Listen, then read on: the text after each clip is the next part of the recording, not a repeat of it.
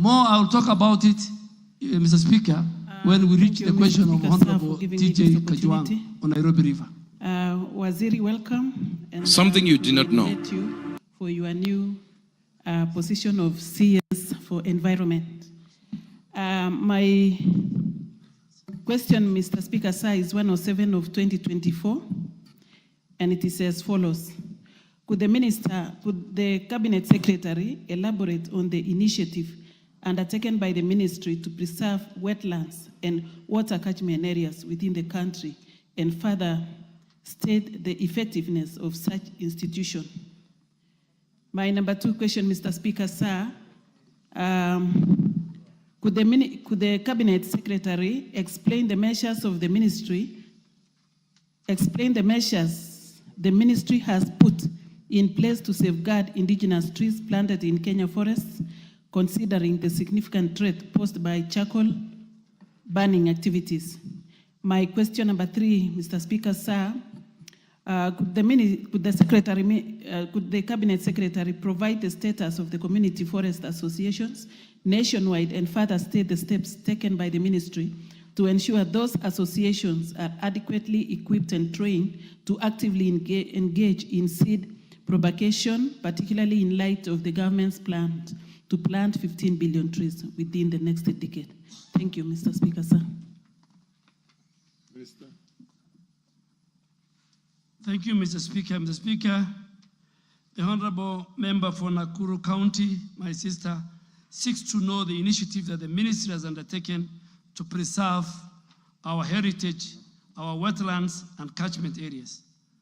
Mr. Speaker, at the policy level, the ministry has put in place National Wetland Conservation and Management Policy 2009 to ensure how we use and the sustainable management of our wetlands in the country, and to ensure sustained ecological and socio-economic functions for the wetlands functions for both the present and for future generations. Both the present and for future generations. The ministry is now implementing that policy. The ministry is now implementing that policy jointly with other stakeholders.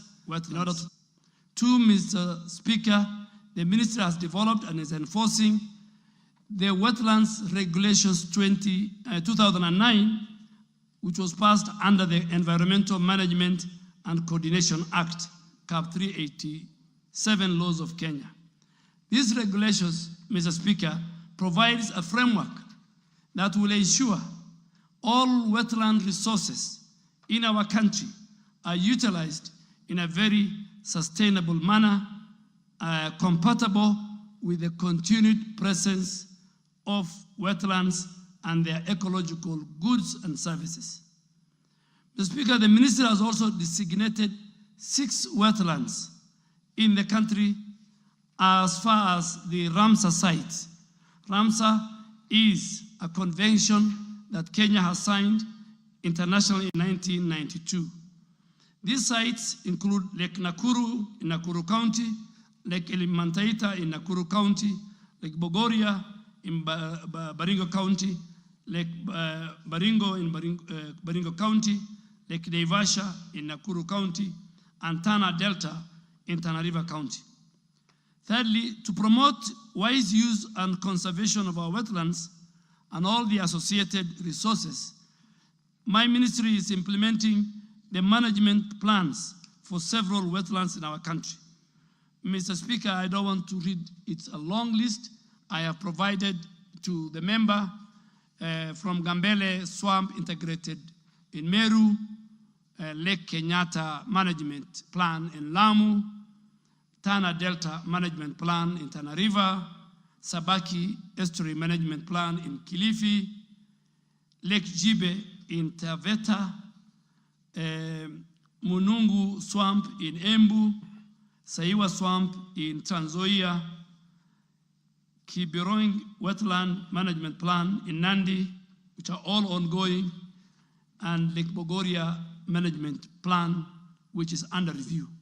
Honorable Speaker, the ministry is also restoring all our degraded wetlands by mobilizing various stakeholders, including the national government agencies, county governments, the private sector, NGOs, and the general public and our local communities to restore all degraded areas through planting of trees, and it's part of the wider 15 billion trees growing initiative started by President William Ruto.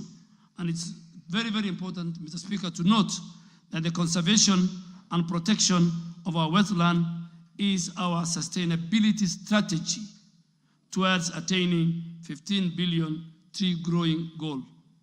Last but not least, Mr. Speaker, we're also implementing a very transformative initiative dubbed Adapt a Wetland, which is spearheaded by NEMA. This initiative seeks to catalyze the participation of different stakeholders. But let me warn, Mr. Speaker, a number of our wetlands, people have title deeds. When we cancel them, I need the support of this House. People will bring petitions, people will bring motions, they might even bring an impeachment to discuss me. I want this House to protect, because I'll be protecting the wetlands. So cartels will use, I don't want cartels to use the floor of this House. I have seen it. When I talk about, I have lived here, I think a quarter of my life. So I know what goes on. Madam Speaker, the second question was explain the measures the minister has put in place on this matter. And Honorable Speaker, Honorable Lise seeks to know the measures. Allow me to respond to this by first observing that the Ministry of Environment, Climate Change and Forestry is unwavering in its commitment to protecting Kenya's indigenous trees through regulatory enforcement. I have one of our top researchers, the CEO of KEFRI here with me, the scientific research we must protect, and community must be engaged, all of which are facilitated by Kenya Forest Service and Kenya Forest Research Institute, KEFRI, which is both in Muguga and in many of our counties. Honorable Speaker, Kenya Forest Service recently employed, as I say, 2,000 plus forest rangers to various regions and posted to various regions and forest stations to strengthen and protect and conserve efforts that our Member of Parliament from Nakuru County has raised. In the spirit of collaboration, the ministry has also deployed forest advisory staff to counties to advise our counties, give them advisory service, work with our county governments on forest conservation, on development, and on management issues. 3, to regulate tree harvesting on private lands, our ministry has implemented mandatory inspection and issuance of certificates of origin and movements of all forest permits for movements of all forest-related products. Finally, the ministry actively supports community forest association, formal groups of communities adjacent to our forest, which collaborates with KFS in sustainable management of our forest. The third, and I think the final question, Mr. Speaker, is, third question that the member has asked is the status of community forest association. Let me start by explaining the anchorage of community forest association in the Kenyan laws.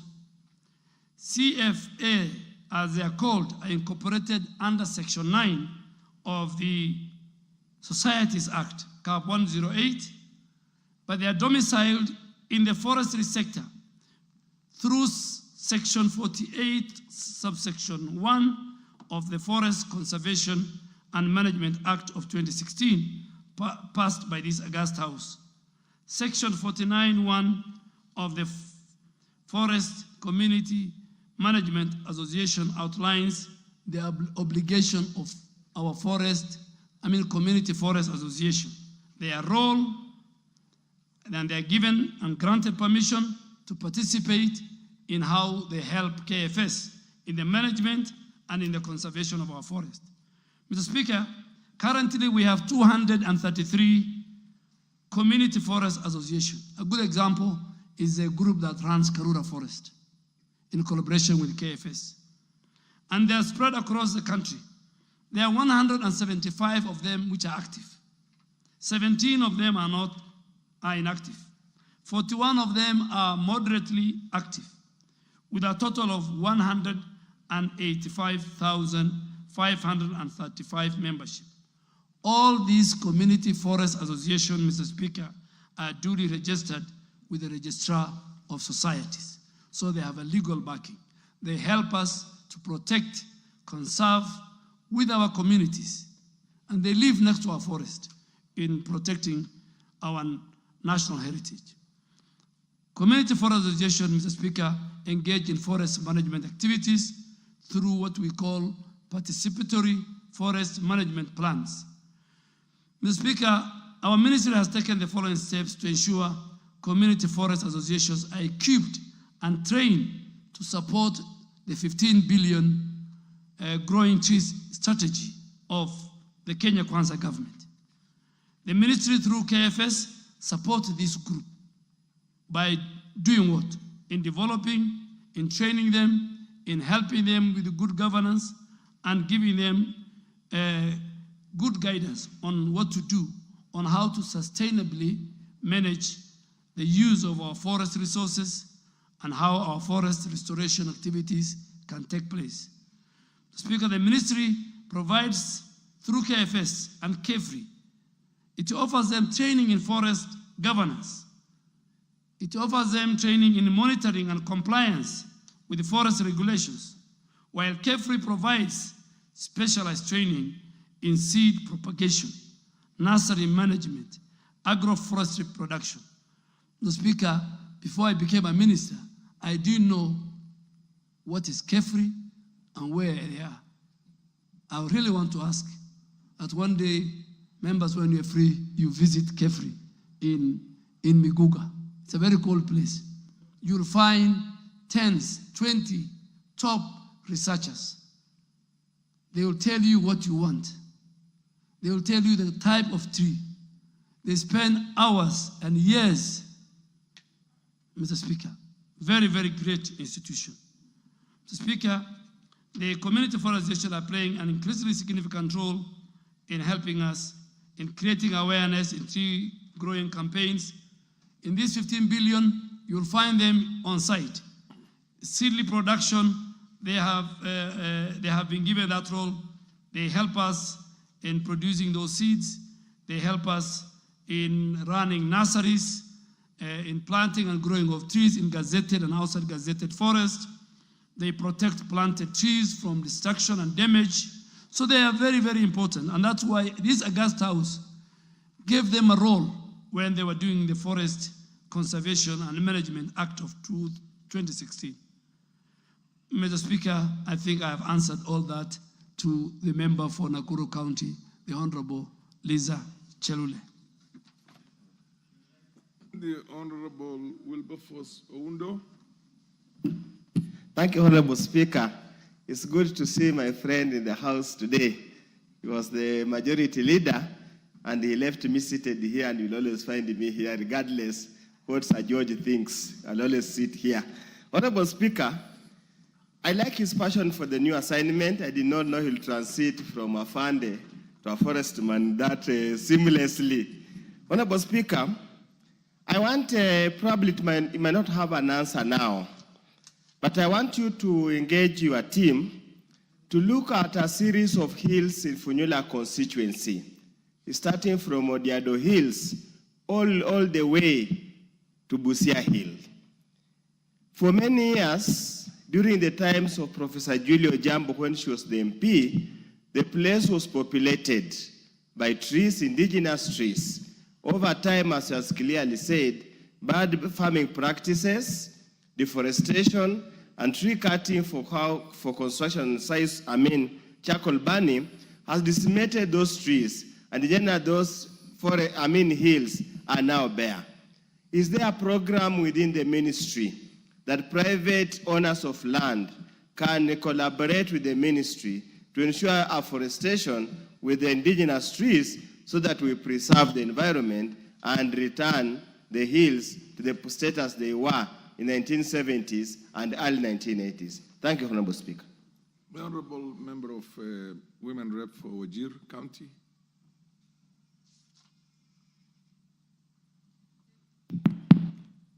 Thank you, Mr. Speaker. First, I want to tell the Waziri that you are in the right ministry. Listening to you gives me all the confidence that you can make a difference in this ministry. And I feel like it's the right time to make the Northeastern green, Mr. Waziri.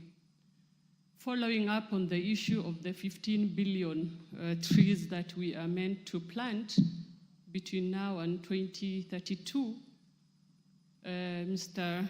Minister, we have had a day for international tree planting, and it's somewhere in November, if I'm not wrong. Last year, we all went to the counties, and all the ministers planted all sorts of trees. But coming to where we come from, me and you and I, all those trees are not doing well. Are we having a scenario whereby we are just planting trees and we leave it, or we can plant trees for sustainability? I want you, when you go back, to look at the trees that were planted. I know you were not there. Find out how they are doing. I know your team can do that. They can do that work and see how they are faring. 2, I've been to the KFS many times. I was just hoping if we can have a land, a forestation land for Wajir, Mr. Minister. We have the land, but we don't have trees, we don't have water. But I believe if we were given water and trees, we can give you land that you can do very well, that people can come for benchmarking. And I'll repeat this, Mr. Minister, that by the time you leave this docket, I want you to paint Northeastern green. It's viable, it's possible, and we can make it, all of us. Thank you. CS, I think you can take a few more and then answer them together. Yes. You can take 2 more. Yes. And then you answer them at one go. Oluoch, are you still on, or you have changed your mind?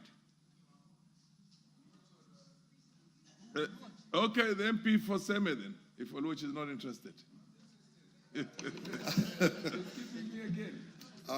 Thank you, Mr. Speaker. May I also take this opportunity to actually congratulate our colleague, having shifted from here, and how he's really picked very well in the new docket. But my question is to do with the preservation of indigenous trees. Some of these trees have actually very high commercial value, and their protection is important. Some have medicinal value, some have special oil values. Like, my question is specifically on sandalwood. I don't know whether it is indigenous tree or it's actually a tree that was brought in. But this tree apparently is very popular.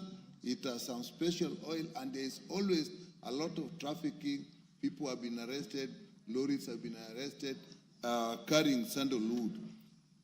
Is it not possible, if this wood is so popular and has such a high commercial value, to actually grow it in a commercial scale?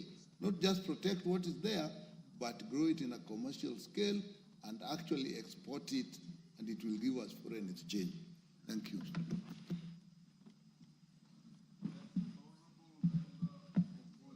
Bonnie.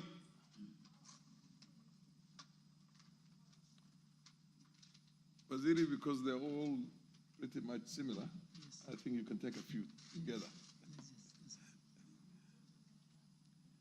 Yes, you have the mic. Yeah, thank you, Mr. Speaker, and thank you, Honorable Duale, my friend. Since you left, I'm still suffering. Yeah, my question is similar to the question by honorable member from Wajir. Last year we had a tree planting day, and it succeeded in some areas.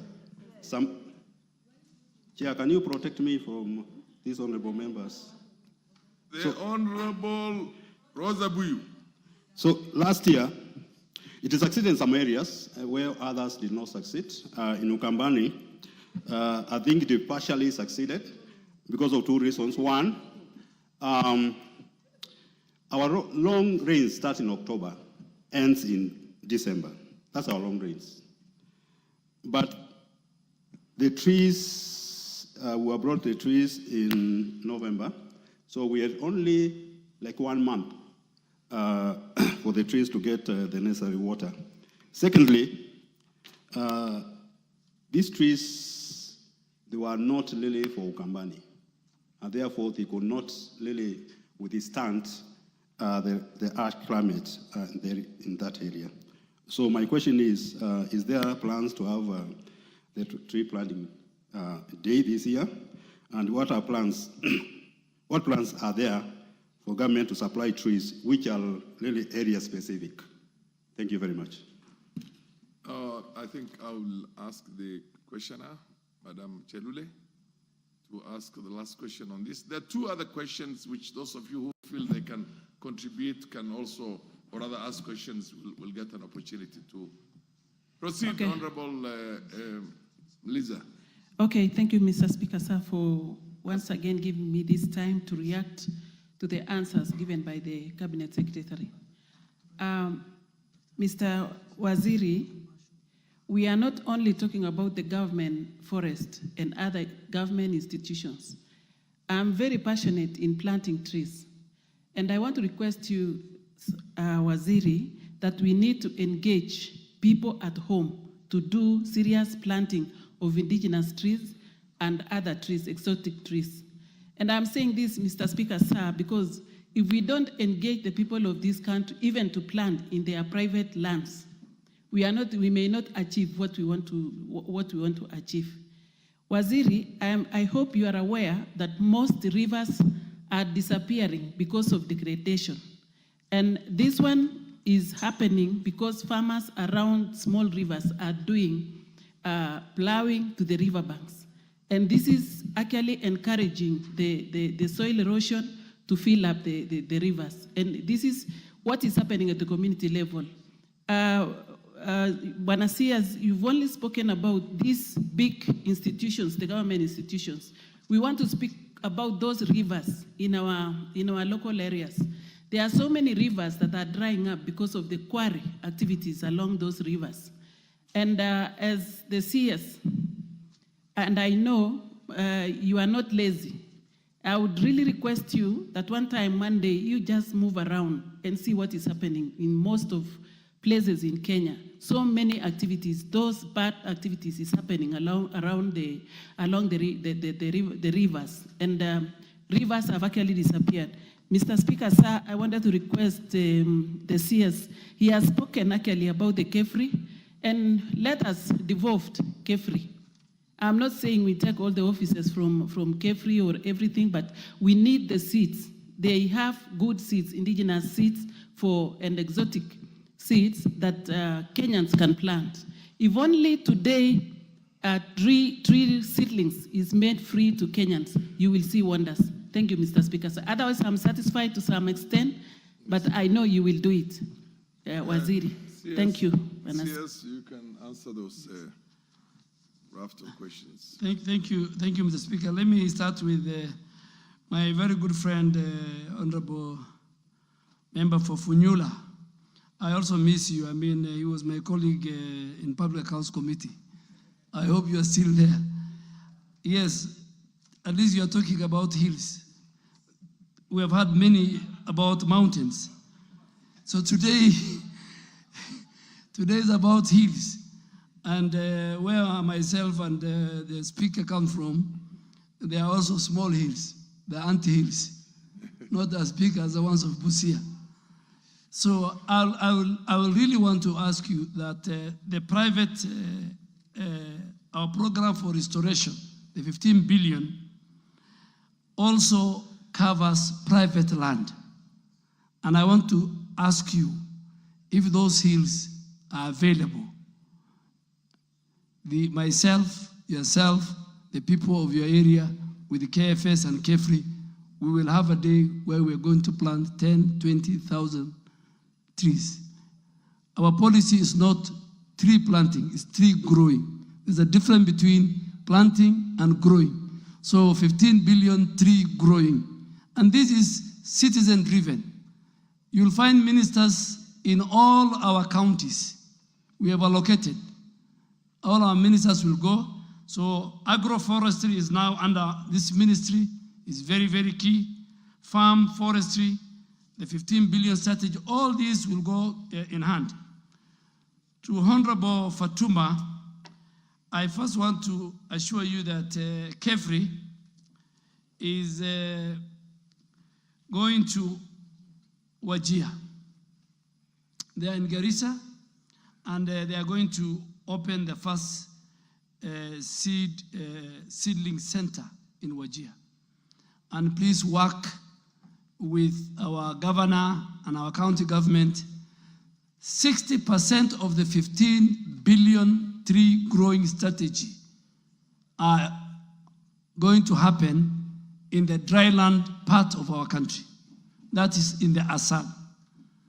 And coming to the question of Honorable Nyekal, I have missed you, and I have missed your many amendments. You know, when it was a committee of the whole House, I look at the order paper, I missed your many amendments. But still I read the order paper.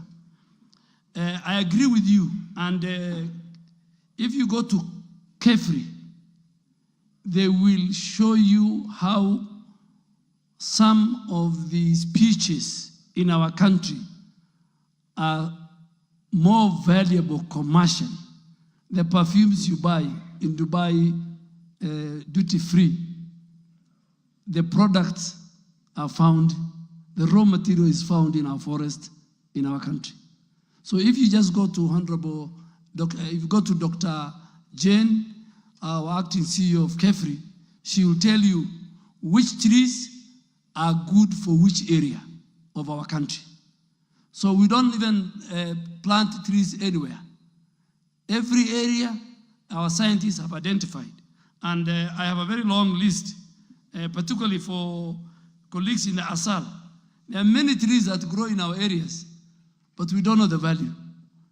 But I have asked the Speaker to arrange for me a Kamkunji, maybe later in the month, so that we talk to our members on this 15 billion presidential tree growing area, so that under the environment aspect of your NGCDF, we can even pick, even if you pick a 30% which is fruit tree, and you take it to our rural constituencies, and you give to our rural women, that will change.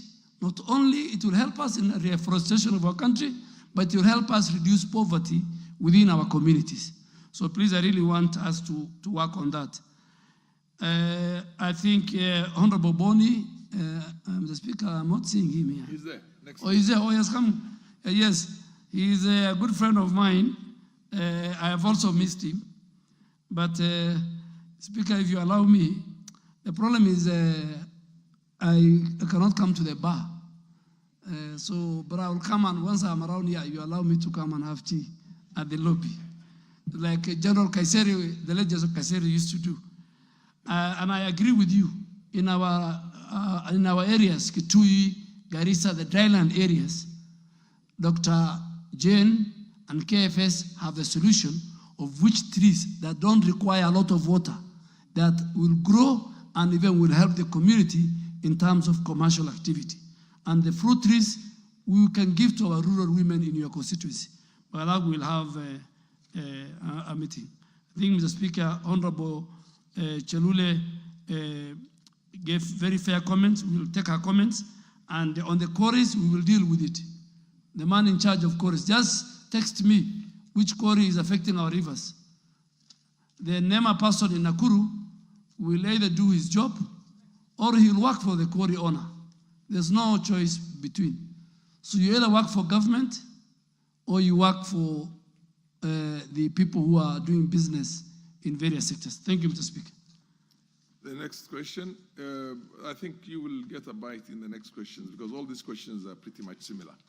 So the Honorable TJ, I notice you have just walked into the house and you have a question. Could you ask your question? Give him the order paper, please. Yes, Mr. Speaker, I can confirm to you that Ruaraka is in the house. Mr. Speaker, my question is number 129/2024. The question is directed to the Cabinet Secretary, Environment, Climate Change and Forestry. I want to ask questions about Nairobi River pollution and noise pollution. Number one. Ask the question verbatim. State the root cause or root causes of the Nairobi River pollution and why the river continues to be contaminated despite the many interventions made over the years by various institutions. Outline the number of facilities along the Nairobi River that are discharging effluent into the river and the steps the ministry has taken to address the situation. What measures, Mr. Speaker, are there to address the discharge of effluent into rivers and water sources in the country? And the last one on this, clarify whether illegal dumping or dump sites, including the infamous Dandora dump site located along the Nairobi River, are contributing to the Nairobi River pollution, and what measures are in place to remove illegal dump sites and dumping along rivers, including management of waste in urban areas. Mr. Speaker, state the steps taken by the ministry to address the increasing cases of noise pollution in the country, especially in residential areas within urban centers. Mr. Speaker, I ask. Cabinet Secretary. Thank you, Mr. Speaker. Speaker, let me start, and I really want to thank Honorable TJ Kajwang.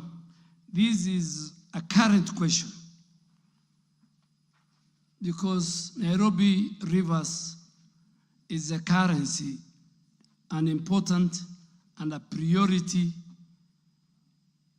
for this government and for the president.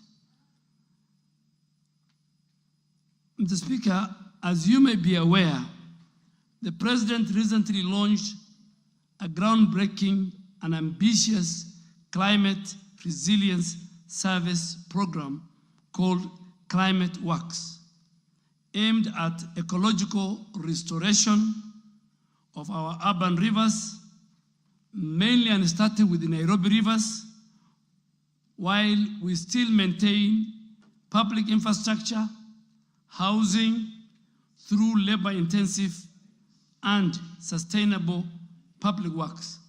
So, the Speaker, I will have another day to talk about this climate works. It contains a lot.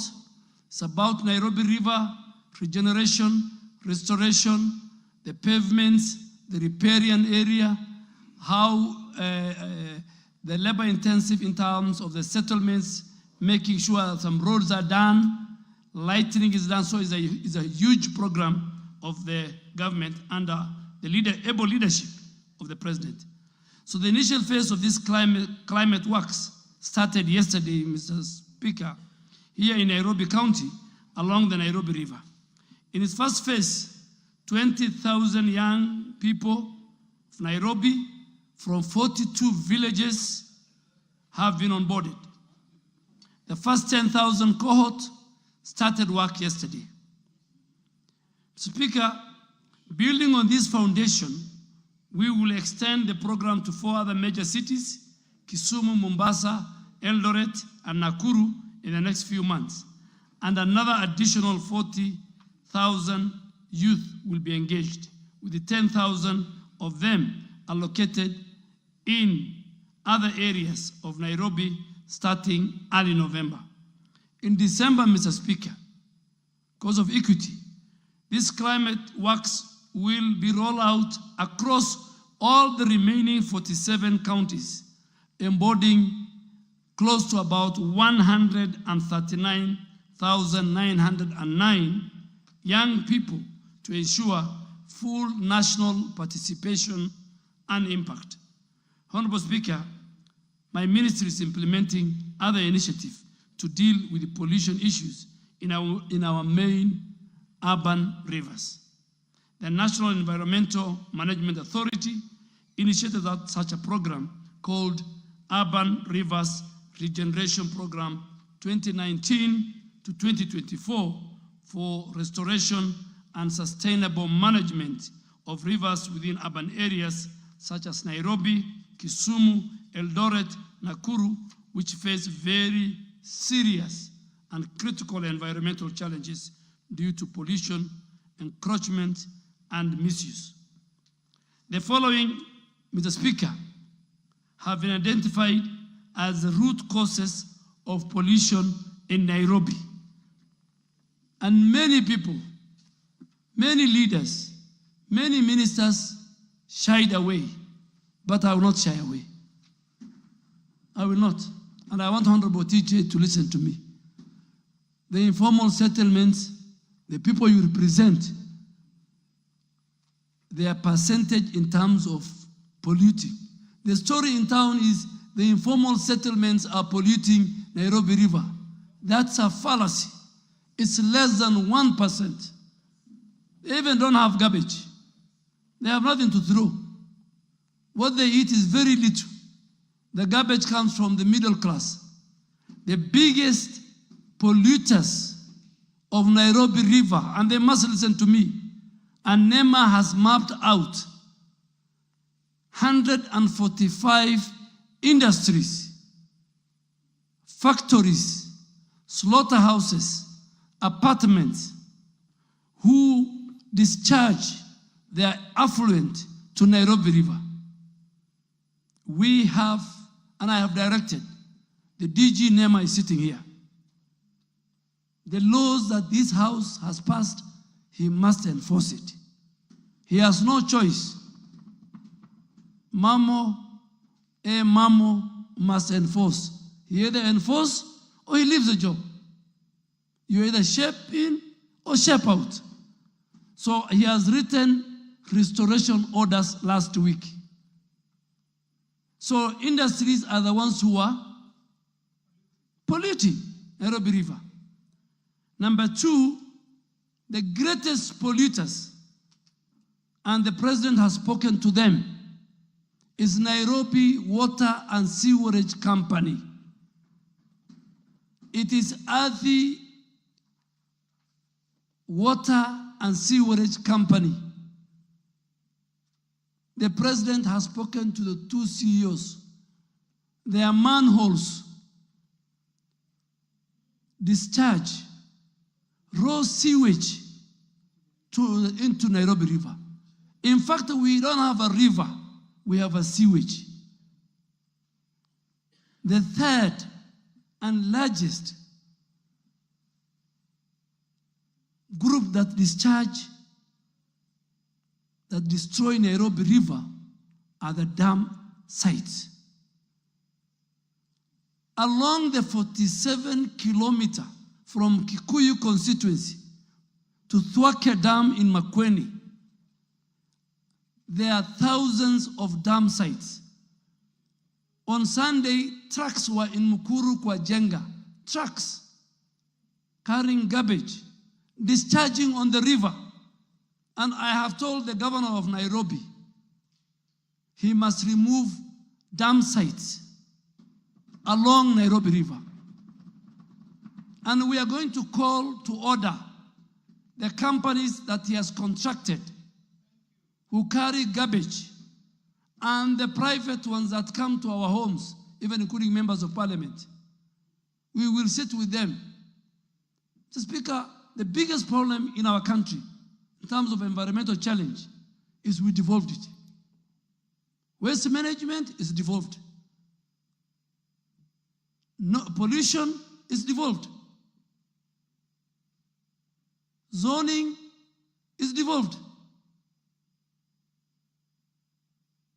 No county today in our country can tell you we have this dump site. You have seen trucks, Mr. Speaker, as you drive. Behind them, the garbage is falling. We will introduce very strict measures. So dump sites is another pollution. Solid waste goes into the river, Mr. Speaker. Informal settlement, very little. If you allow me, Mr. Speaker, just to make a joke, the guy who is in the informal settlement, he cleans his plate, even doesn't need to wash it. The food he has is very little. So what is he going to throw away? The people who throw garbage, who have huge garbage, is the middle class and the industries. And then they blame informal settlements. Mr. Speaker, the other group is those who build or encroach on the riparian part of. When I saw the question from Honorable Gachagua, I was very happy, because it will give me an opportunity to address from the floor of this house. These 100, I have written to CAPTCHA and I have written to Kenya Association of Manufacturers. With all these big companies, Mr. Speaker, big companies are dumping their waste, their effluent. The law allows them, MCA law allows them that they must provide how their effluent is discharged. Let me accept it. Somebody somewhere failed. Because of corruption, because of greed, nobody wanted to protect the environment. NEMA had the teeth. This DG has transferred a number of people. But they got to big people and they were being returned. All the NEMA officials in the city are transferred, all of them, including the county director, who had very powerful connections. Michuki, I read his notes. The late Michuki, he had a good vision. Mzee Moi, when he started umomonyoko wa udongo, people used to laugh at him. If we could have picked from where he left, today Kenya, our forest cover, which is 10.3%, could have been 35%. The Speaker, Ethiopia, our neighbor, has done 36 billion tree growing in 10 years. So far, Mr. Speaker, we have done 451 million. Every minister has a county. And I am ready to work with every member here to give you the seedlings, to work with KEFRI and KFS. Mr. Speaker, where you come from, you have seen what UNHCR, Mr. Speaker, and I want you to support me, is a global UN entity to take care of the interests of refugees. They must provide an alternative energy source. They have cut all the trees over the years. I have told the UNHCR country director, it will not be business as usual. I will go with you to the dam. And I told them I have the backing of all the members of parliament from that area. They're even killing elephants. They're killing giraffes and sell them. Together, all of us must protect. So, Honorable TJ, I have told you who is polluting, and we will deal with them. What are we doing about it? We are removing all dam sites and structures along the riparian land. Honorable TJ, help us on this Nairobi River regeneration. We lost 42 people during the floods. We are not ready to lose any other life. We are not ready.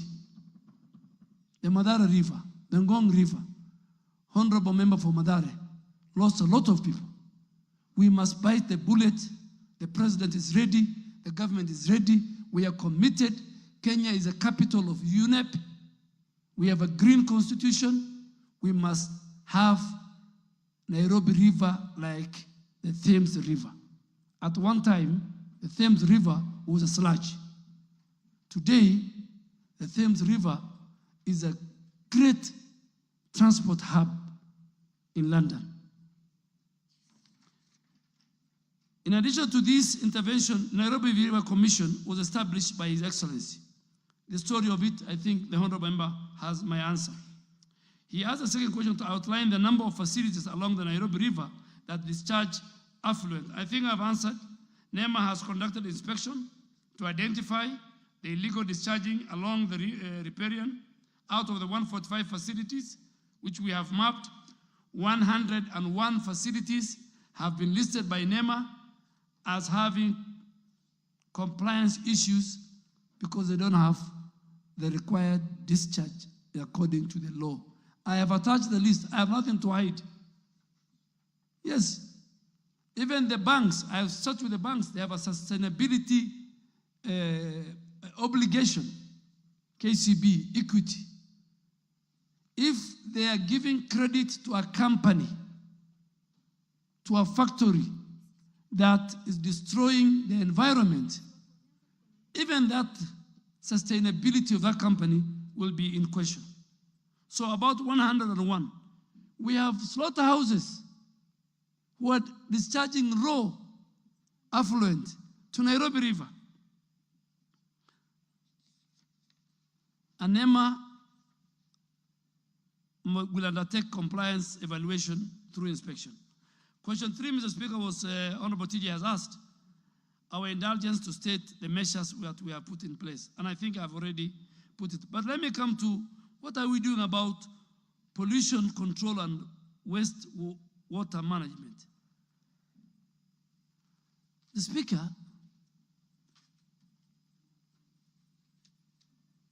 religious groups and those who run clubs, some of them are running clubs under a tent, like in Kitengela.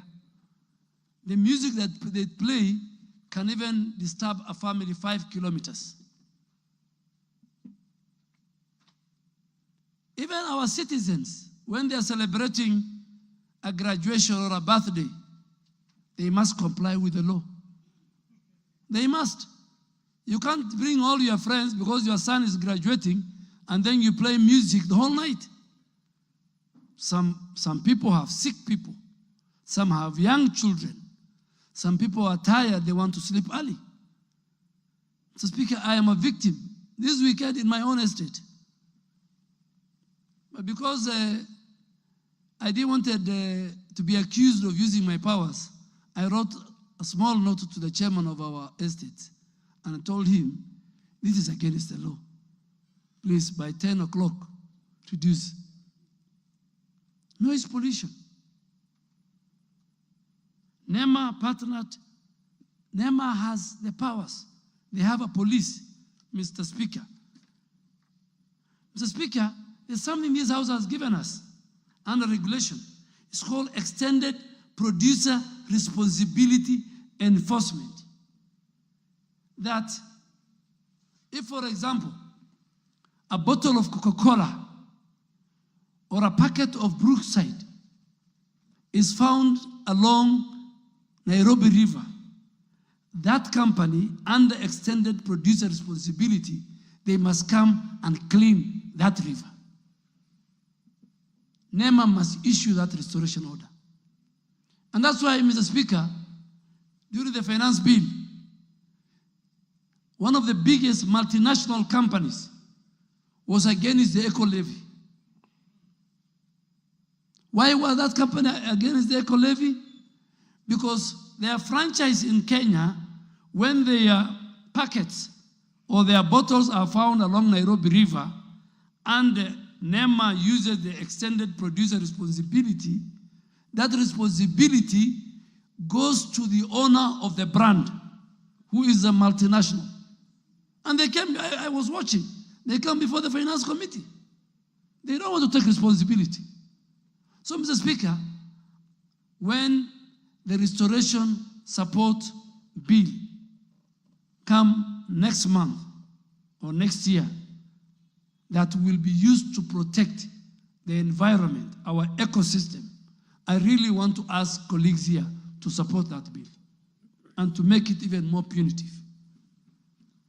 Honorable Speaker, I think on noise pollution, it's becoming a very, very serious issue. So restoration order, sustainable waste management, the law is there of 2022. This House has enacted it.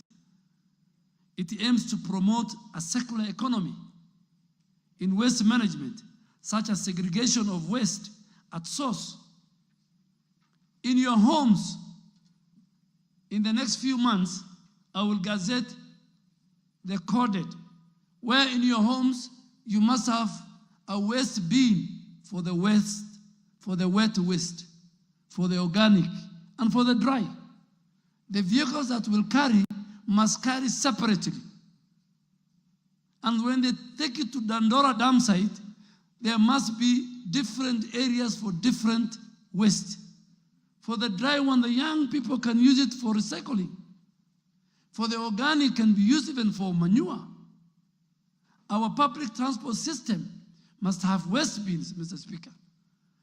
That when, if you eat a banana, you don't throw it from the window. So public transport owners must provide. And so, Mr. Speaker, all these, we will enforce the noise pollution. We will enforce those who are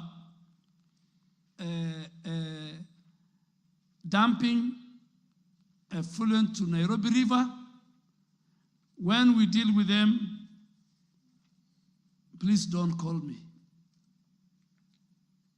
Because you will call me, it is my friend, it is somebody who supported me. Let us, all of us together, and I really want to indulge this House. I really want to indulge the leadership of Kenya is sitting here. Please, let us be remembered for conserving our environment. Let us be remembered for the fourth preamble of our Constitution that says we must protect, preserve the environment for the current generation and the future generations. The framers of the Honorable Speaker was part of the constitution making. The framers of our Constitution, I had a chat with the judges of the Environment and Land Courts. They totally agree with me. They said, up to the Chief Justice, let us, all of us, citizens, make sure, but Nairobi members of parliament, majority are sitting here, my final shot. Please, help me and the president and the multi-agency team. There was a question why, I think, Honorable, why KDF? I think that's the questions that, that's the question that you want to deal with me when I appear before the Environment Committee. And I was ready tomorrow, but I am told tomorrow members have other important business. Mine is not important anymore. So they have given me a date of 15th. And as a ranking member, Mr. Speaker, this one is very important, so you better go do it. I have no vote, but it is important. So tomorrow, Honorable TJ, I got a letter from the committee. We meet on the 15th. Thank you, Mr. Speaker. Yes, I'm sure that the House is seriously excited that we have a new sheriff on environmental matters in town.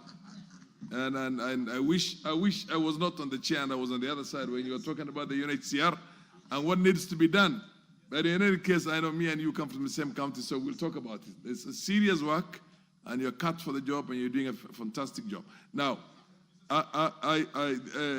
The Honorable members, Martin Owino, followed by Anthony Oluoch. Order. No, you will get your shot. You will get your shot. Thank you, Mr. Speaker. TJ, wait. You will take the final shot, and the minister will. That's the tradition right now, which is set in here. You ask, and then you also give the last question, so that the minister can. Yeah, Honorable Owino. Thank you so much, followed Mr. by Speaker. the Honorable Anthony Oluoch. Then I'll go to the ladies. Yes, Duale, congratulations. We know people miss you, but some people miss you more, especially for us who you mentored in first term. I just want to ask for the small rural urban areas like Ndewa, who are struggling right now with how to deal with this pollution and also mismanagement of waste. So my question is, right now we are reactive because of missteps when things were being done. Is there any plan for prevention of these messes? For example, working together with the Ministry of Planning for proper town planning, for these upcoming urban areas like Ndewa. And are you also going to reach out to our youth? Because we also need this engagement of youth which you have created. So don't just stop at the county level, but are you also going to reach and work with the constituencies so that they can help in managing the environment? Thank you. Yeah, the Honorable Oluoch. Let it be a question. I don't make it very long.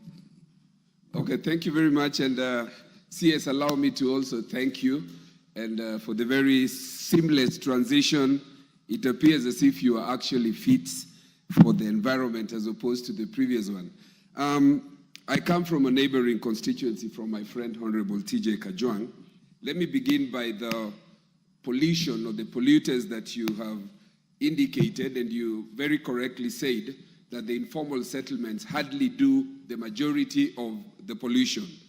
In one of my constituency wards called Mlango Kubwa around Mau Mau Road, if you go there, a new dumping site has now started for the last 1 year. And if you look at some of what is being dumped, the menu does not look like some of the constituents who voted for me. You find macaroni remains, pishori papers. I mean, you find a lot of polythene paper of things that ordinarily I know for a fact that are not consumed on a daily basis by my constituents. But that is besides. The main point that I wanted to make to the CS is in relations to the Madare River, the demolitions that took place, and you correctly said that majority of the people affected came from my constituency and Ruaraka constituency. The people in my constituency are still smarting from the demolitions and the removals that took place in that particular place. I am very happy, and I'm sure TJ is, that Nairobi River Commission is coming to your ministry. That you have indicated you will address on the 15th, and I would be happy to appear alongside TJ. The main question that I wanted to ask you is in relation to slaughterhouses, and you indicated that slaughterhouses are one of the main causes of pollution. In Madare, I have the Kiamaikol community, where the mainstay of business for the Somali community is slaughter. Your predecessor intervened when Nema people targeted the Somali community in my constituency for harassment when they consistently were in compliance with the standards that were being made. To date, they still continue to be harassed. They still continue to be threatened with the closure of their slaughterhouses.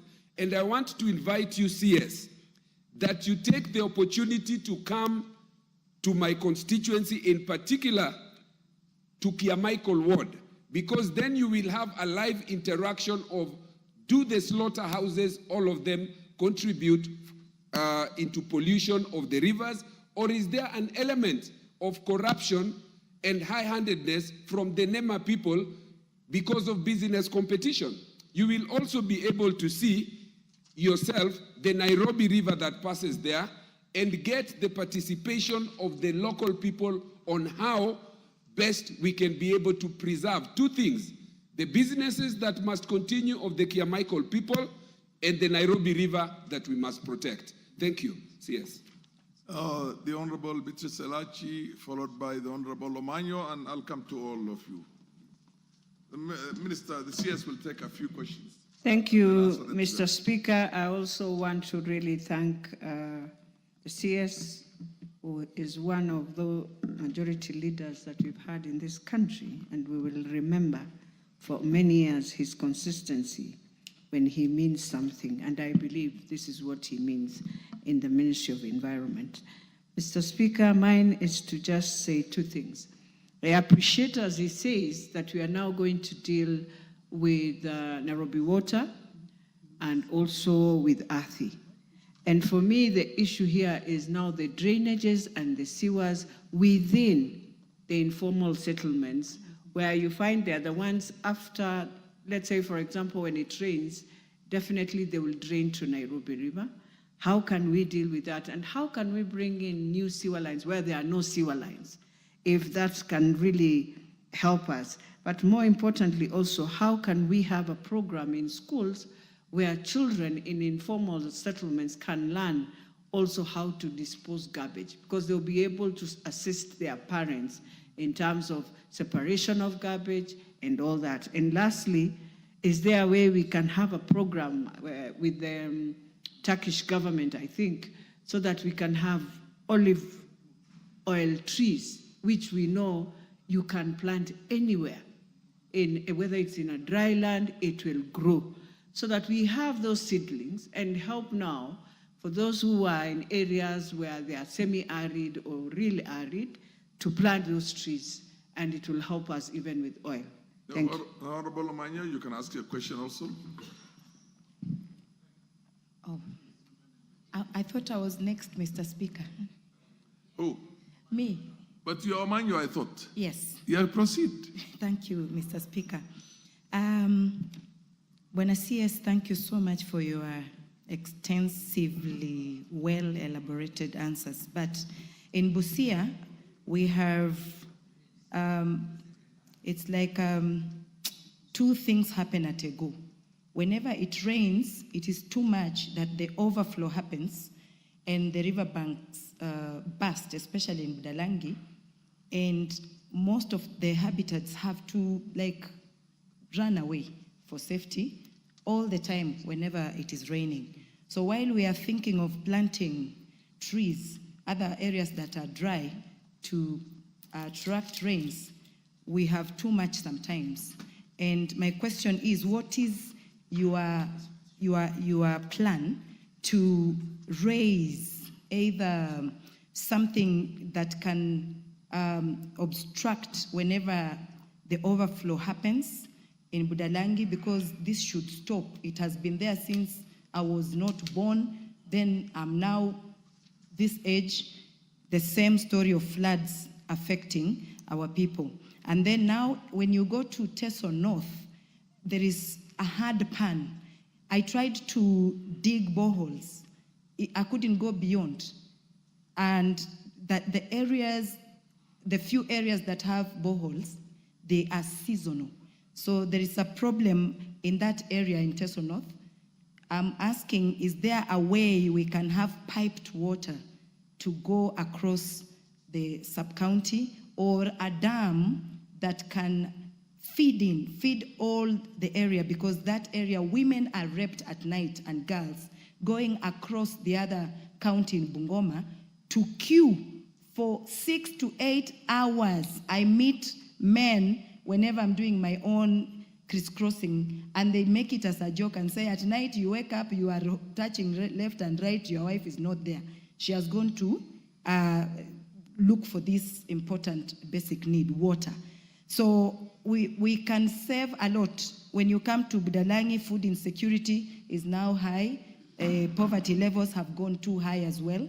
And no one anywhere in the world is likes to be put or called as poor. There are situations that happens and they find themselves like that. Now that you have been sounding so knowledgeable. I am begging, as the women representative there, that we put it pragmatically so that it doesn't just look very well done theoretically. Fair enough. Thank you. The Honorable Murugara, and then Cherorot, and then the Honorable Kajuang, and the rest of you will take a serious bite on the next question. Thank you. There's another question also which is very similar to this, and you can ask anything on environment because the minister is there for the Minister for Environment. So thank you. Thank you. yeah. Thank you. And he'll take note of all these things and he'll answer them. Whatever he can't answer them, he'll answer them the next day. Thank you. Proceed. Thank you very much, Mr. Speaker. So, Speaker, allow me also to voice my delight this afternoon to have our former Leader of Majority being with us here. Even when he became a ranking member, I remember we used to do many, many long hours in the House, and as he can witness, we are still doing it with vigor. So we are carrying on, we are holding fort in respect of the House.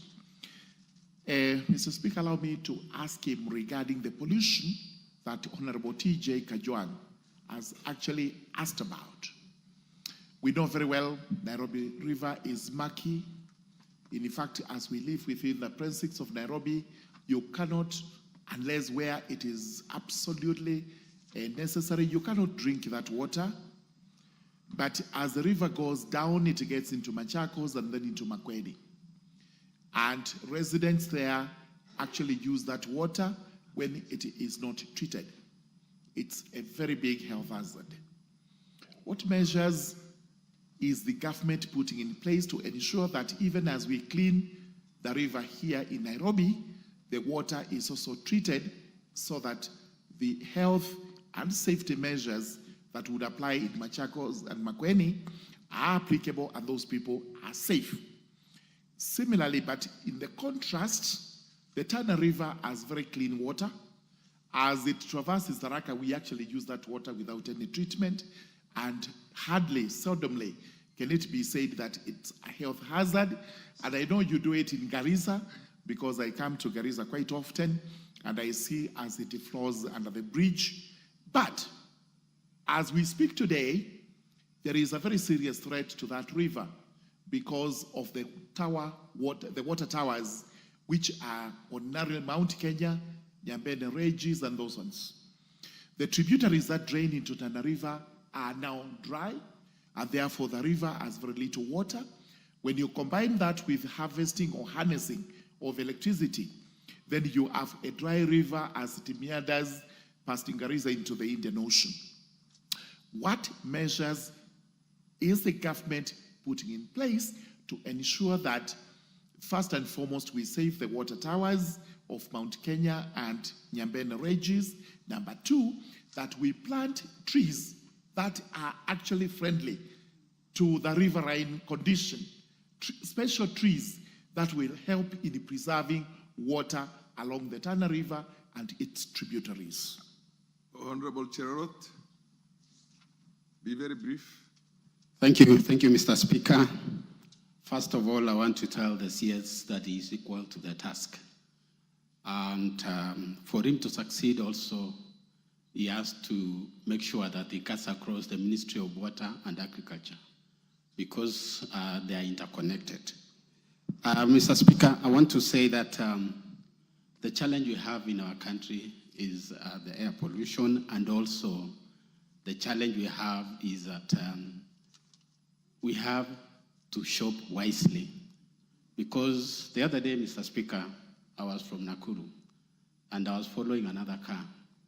And the guy in front of me, the users of that car, threw some waste. I think they were eating some food, and then they threw it on the road. Mr. Speaker, I want to ask the CS, what are the measures that you are going to put in place to make sure that Kenyans behave wisely and they handle their environment well? Another thing that I want to ask the CS is that what plans do you have? Because you find that in our country, most of the rivers have been neglected, And I want to ask him, what measures is he putting in place to make sure that Kenyans themselves own it and participate, especially by taking care of their environment? Lastly, Mr. Speaker, I want also to say that I'll ask what also measures is he going to make sure that he put in place so that we employ the use of recycle, because there is a problem, reuse and recycle, so that we can be able to manage well our waste, Mr. Speaker. Thank you so much, Mr. Speaker. The Honorable TJ, so that the minister, we can dispose of that question. We'll go to the next question and you'll take a bite of that. Mr. Speaker, many members have... You will have an opportunity on the next one. The minister has taken already too many members. Order. Proceed. Mr. Speaker, many members have complimented, congratulated, and expressed a lot of faith in the Cabinet Secretary. So I wouldn't go there. I will just take it where it belongs. But I have to give him worth the distinction that he has in relevance. I think he has attended to this question with a lot of relevance. But so that these questions are not shrouded, I have a lot of respect for members, but they have asked a lot of carry-through questions, which may lose the gist of the question that this minister came here to respond to. I want to pick only 4 aspects of it very quickly, so that the minister is brought back to the questions which are direct to this issue. In question Roman 3 says, what measures are there to address the discharge of effluent into rivers and water sources in the country? And the minister has responded, well so, that one of the things that they have in place is this animal called Interested in accountancy? Nairobi Give yourself the... Commission. Now, Mr. Speaker, the minister, is the minister aware, of course, I'm sure he is, being a ranking member of this House, who knows legislation making and so on. He knows of Gazette notice, special issue number 258 of 2nd of December 2022, which created this Nairobi Rivers Commission. And in this notice, the Gazette especially is 14/8/91, which quotes the Climate Change Act and quotes the Environmental Management and Coordination Act. Of course, the issue of the rivers is in the Act of Environmental Management Act. In fact, at that time, the Climate Change Act, you read it all, there is no function at all that is given to Nairobi Rivers Commission. And yet, that is the act upon which this is predicated. But worse, over the page, it is signed by a man that I'm coming to respect, called Honorable the President, William Samoei Ruto. Now, under that act, it is this CS who has the authority to appoint a commission, not the president at all, and it is not delegated function. And number 2, this Gazette notice must be laid before this House under delegated powers and jurisdiction of this House. And nobody has the power to make law other than this House. I'm sure the minister knows this. And so they create a commission, and yet it is this commission which is driving the policy of cleaning the Nairobi River. I am going to meet him on 15th, but in that 15th, I've asked him to consider disbanding this commission and creating it afresh in a legislative process that is viable. But in this case, he would have to respond and say, if in this question I have asked, that if this commission were to drive this process, that it is dead as dodo, ab initio. Number 2, I like what the minister is saying about producer responsibility. In other words, if it is breweries, or if it is sewerage, Nairobi sewerage or Athi sewerage, they have a responsibility on these river courses. I like that. And is the minister considering creating a more substantive enforcement powers under these commissions or the companies that are responsible?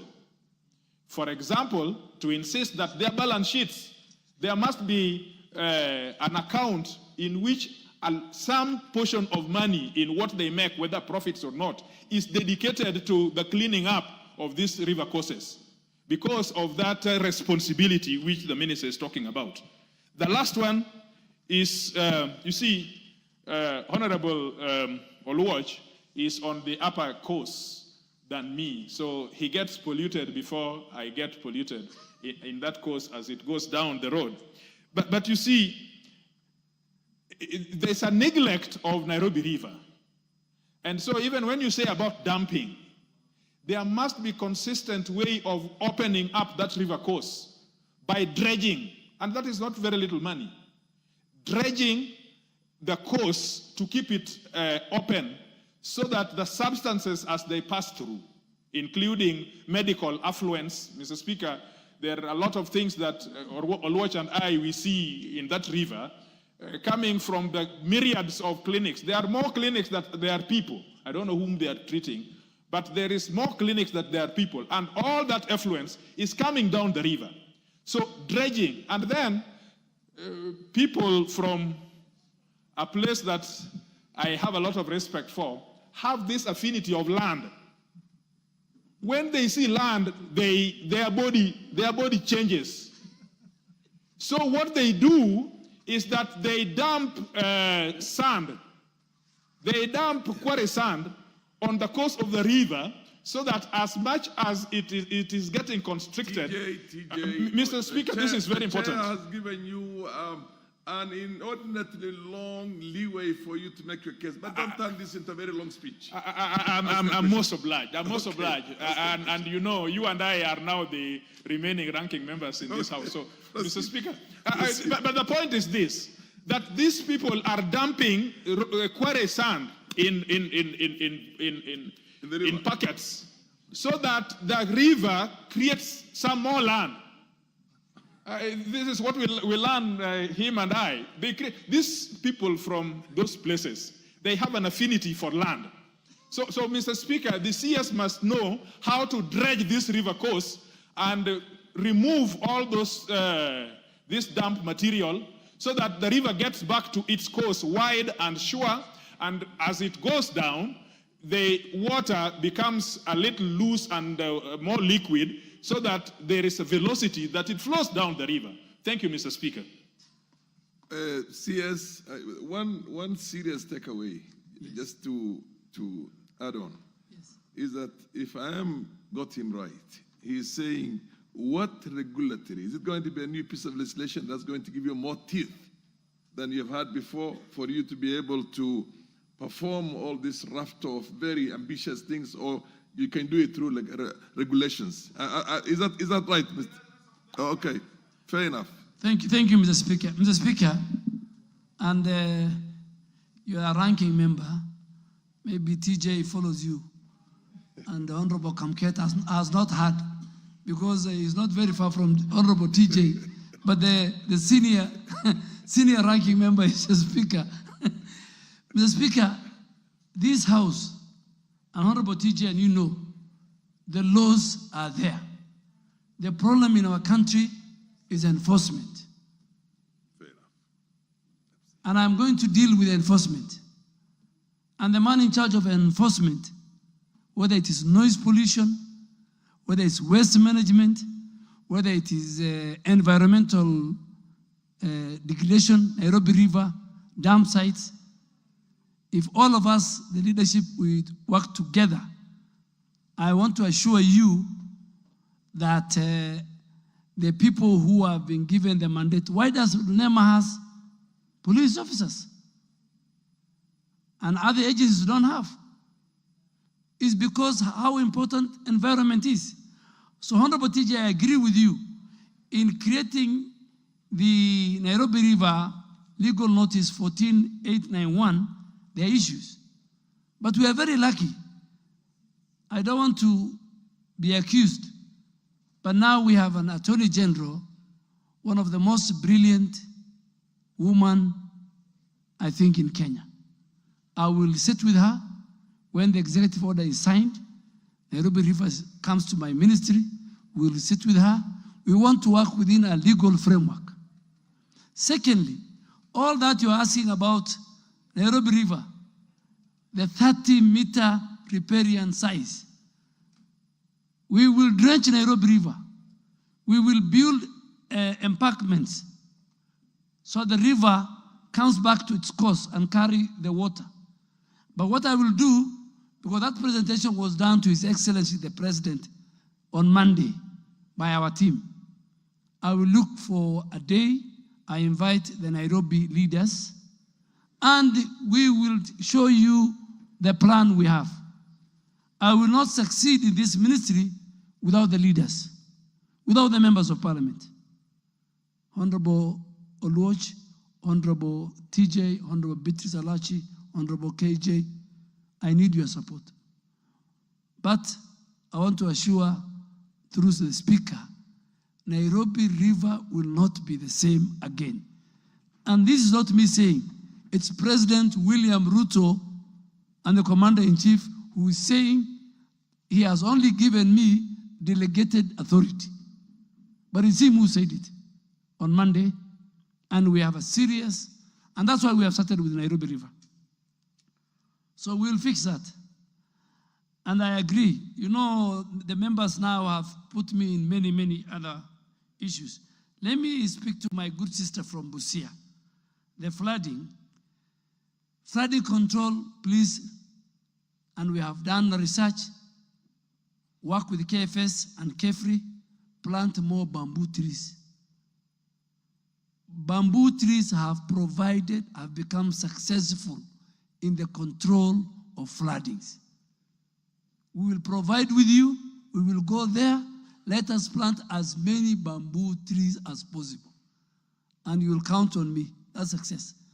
The other issue which government did was, it's the same problem we are facing with the Tana River when it floods.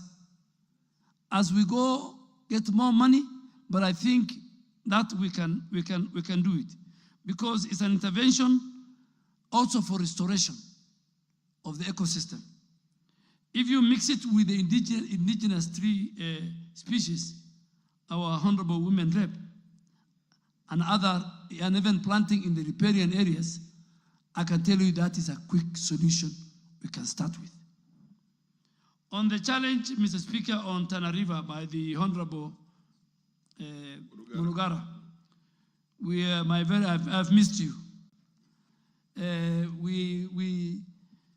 There are times, Mr. Speaker, during our days, it was difficult, if you allow me, during our days it was difficult to impeach a deputy president. And the reason was we had the numbers. We had 145. And you know, if you have 117, you survive. So as we were aligned to William Ruto, we had 145, and Murugara was our lead counsel. So the problem of the challenge of siltation in Tana River is that we need to protect the water catchment areas through planting the right species. Tell the people not to plant eucalyptus. Eucalyptus trees will finish. Secondly, there are too many horticulture and farming, and people are diverting the water at the top of the Abadeas and the other areas. So by the time it's coming to Garissa, Tharaka, Tana River, it meanders and it migrates like the nomads.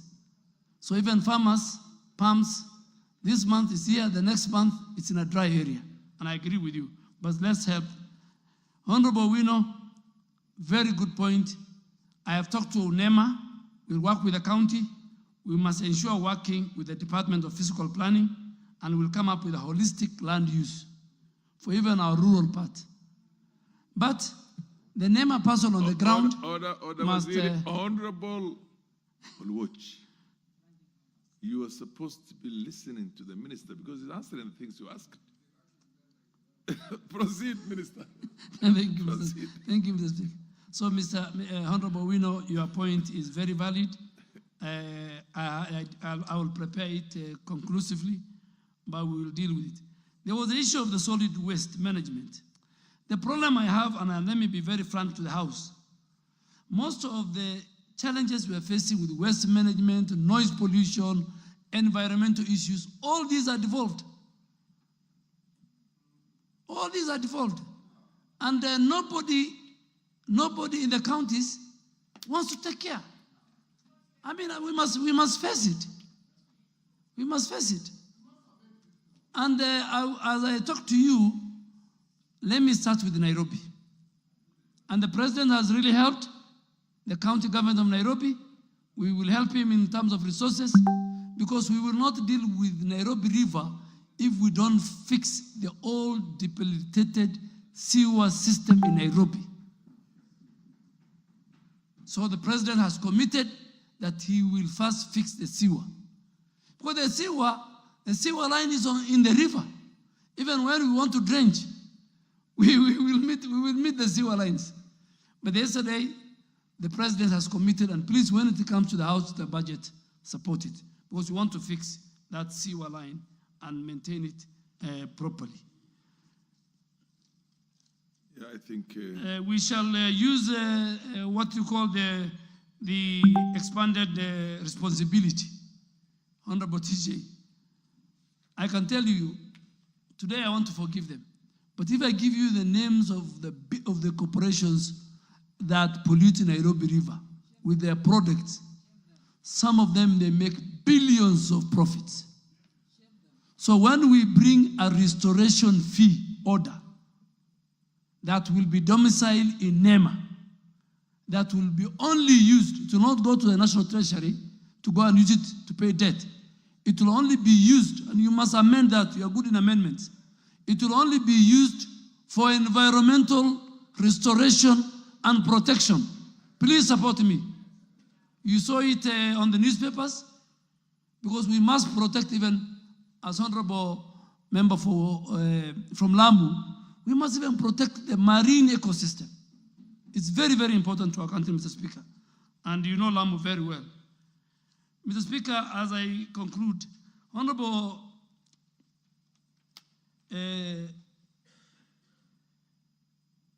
Olwoch, you are a very good man, but please, I am not a Somali minister. I am a Kenyan minister. And that is the oath I took. But you are better, at least you have called me Somali. Some called me warrior, which is very, very demeaning. It is very demeaning. It's better you call me Somali, but not warrior. Warrior is very demeaning. It is a shame. Those people of mine, they have no choice. There are 15 of them who have not complied, the slaughterhouses. 2 have complied. They will not be closed because of competition. And I agree with you. I know who wants to close them. They employ a lot of people. But what I want you to do, the Korean government has given NEMA some facility to deal with affluent not to come to Nairobi River. I want us, we sit with us in my office with you and NEMA, and we agree on how we help them. Them do the business, and then they don't discharge their affluent to the river. So that I protect your votes, but I protect the environment. You know,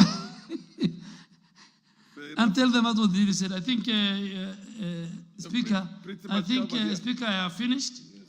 We are, the only good thing Honorable Bichi said was, yes, we are working with the Kenya Curriculum Department to mainstream waste management into our school curriculum.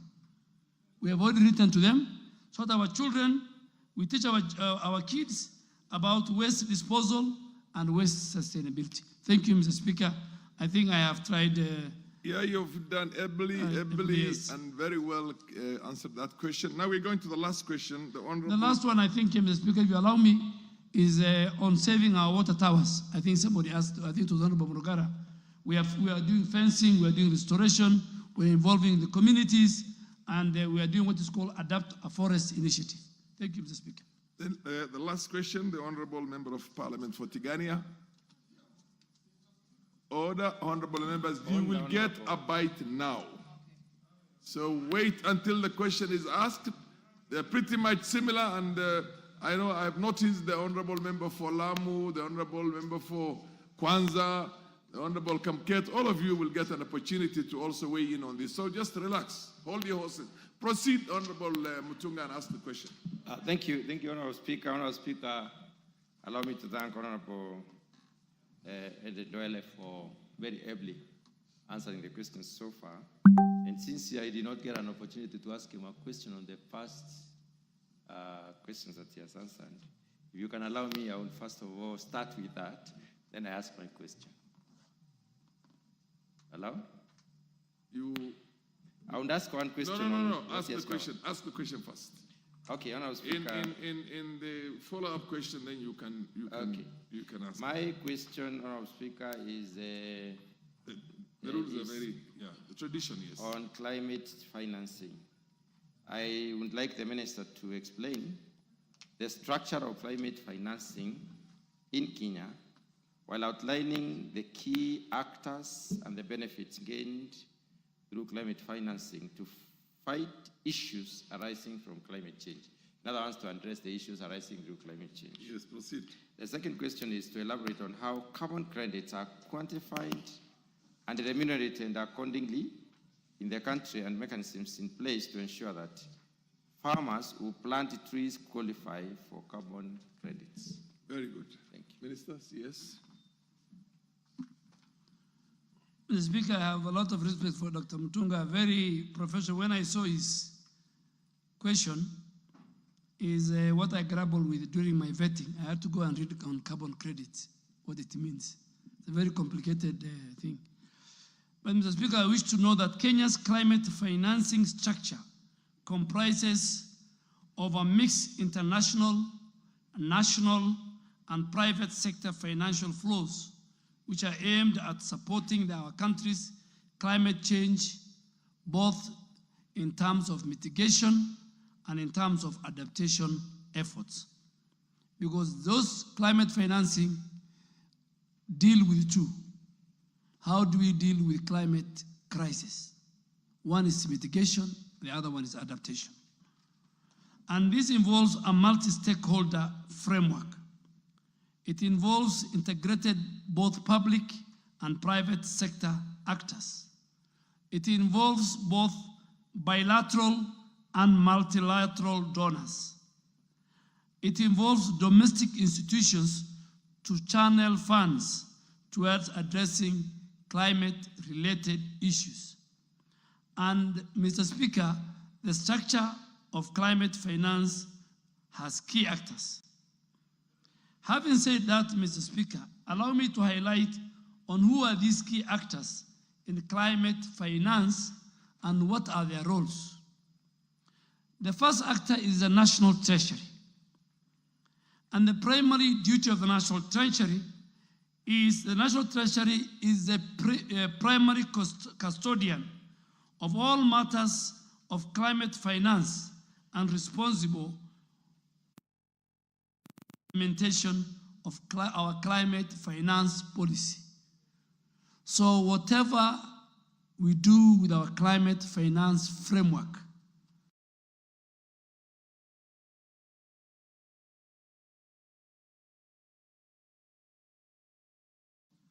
number two, the National Treasury role is overall mobilization of climate funds, and they lead. When we go to COP29 in November, they will be the lead people in terms of climate finance negotiation under the United Nations framework for Convention on Climate Change, known as UNFCCC. The other function of the National Treasury is to establish a dedicated climate finance and green economy unit, which they did in 2016, and that unit coordinates, facilitates activities related to climate finance. Also, they are the current implementers in all our counties, I think even in Garissa and in Meru, where you come from. They are the implementers of a fund called Financing Locally Led Climate Action, known as FLOCA program. It's mainly run from the National Treasury, but the main stakeholders are county governments. Finally, Mr. Speaker, the National Treasury as an actor is the Kenya National Designated, the DNA, for Green Climate Fund. The DNA is in my ministry. It is domiciled in NEMA. That's where the register is for carbon market. But in terms of Green Climate Fund, the National Treasury holds the pen. The next group is the National Climate Change Council, ACTA. This is chaired by the President, and myself as the Minister for Environment is the Secretary. We have the Minister for Energy, we have somebody from the academia, we have somebody from the civil society, we have somebody from the marginalized communities, we have somebody representing the youth, and you passed it in the Climate Act Amendment 2 months ago, this House. I am at the stage of establishing that council. So what does this council do as an actor? This council's mandate is to provide legislative and policy direction. So whatever that comes to the House, whether it's a policy or legislative, it emanates. They do supervision, they do oversight, they do guidance on climate change across all levels of government, including even the climate finance mechanism that I've just talked about. It's called the Climate Change Fund. The third actor is the Interministerial Committee on Climate Finance, which was established in 2015 to provide leadership. Their function is to provide leadership on the climate finance activities in Kenya, including the GCF. The Interministerial Committee on Climate Finance is composed of senior technical officers handling climate change, climate finance matters from various ministries, from various departments, from various agencies, and even from the Council of Governors. The fourth actor is my ministry, Ministry of Environment, Climate Change and Forestry. What do? We coordinate climate change actions in the country, and we are the focal point for this UNFCCC. We chair this Interministerial Committee on Climate Finance, and we operationalize the entity for Global Environmental Facility, which supports a number of our programs. The fifth actor is NEMA. What does NEMA do? As I said earlier, NEMA is the designated national authority for carbon markets in Kenya. The register is there. They do assessment when there is a carbon market project in your constituency. They analyze, they look at the law, and Mr. Speaker, I want to thank this House. The regulations for carbon market was passed last week, and for the first time, if, for example, there is a carbon offset project in Dr. Mutunga or the Deputy Speaker's, the Speaker's constituency, the community by law will get 40% of the proceeds. And the project will not continue until something called Community Development Agreement is signed. Before, nobody was paying. There were many companies who were getting billions from even our soil carbon, and they were not paying anything. So NEMA is now mandated as a focal point They co-chair the interministerial, and they do the implementing entity for the adaptation fund, and the direct access entity. Then we have the line ministries and state departments, and then we have the line ministries they must mainstream climate action in planning and budgeting. Then we have the county governments, the establishment of the county climate change funds. Many funds is going to our counties, and I think the Senate has an obligation to make sure that they also audit those funds. In our counties, the mainstreaming of climate action in the counties planning and budgeting process. I think the two final actors is the development partners. What do development partners do? They have the provision of the climate finance and technical assistance. They include the multilateral, the World Bank, the African Development Bank. We have the bilateral actors, the European Union, the NIDA, USAID, CEDA, AFD, many of them JICA.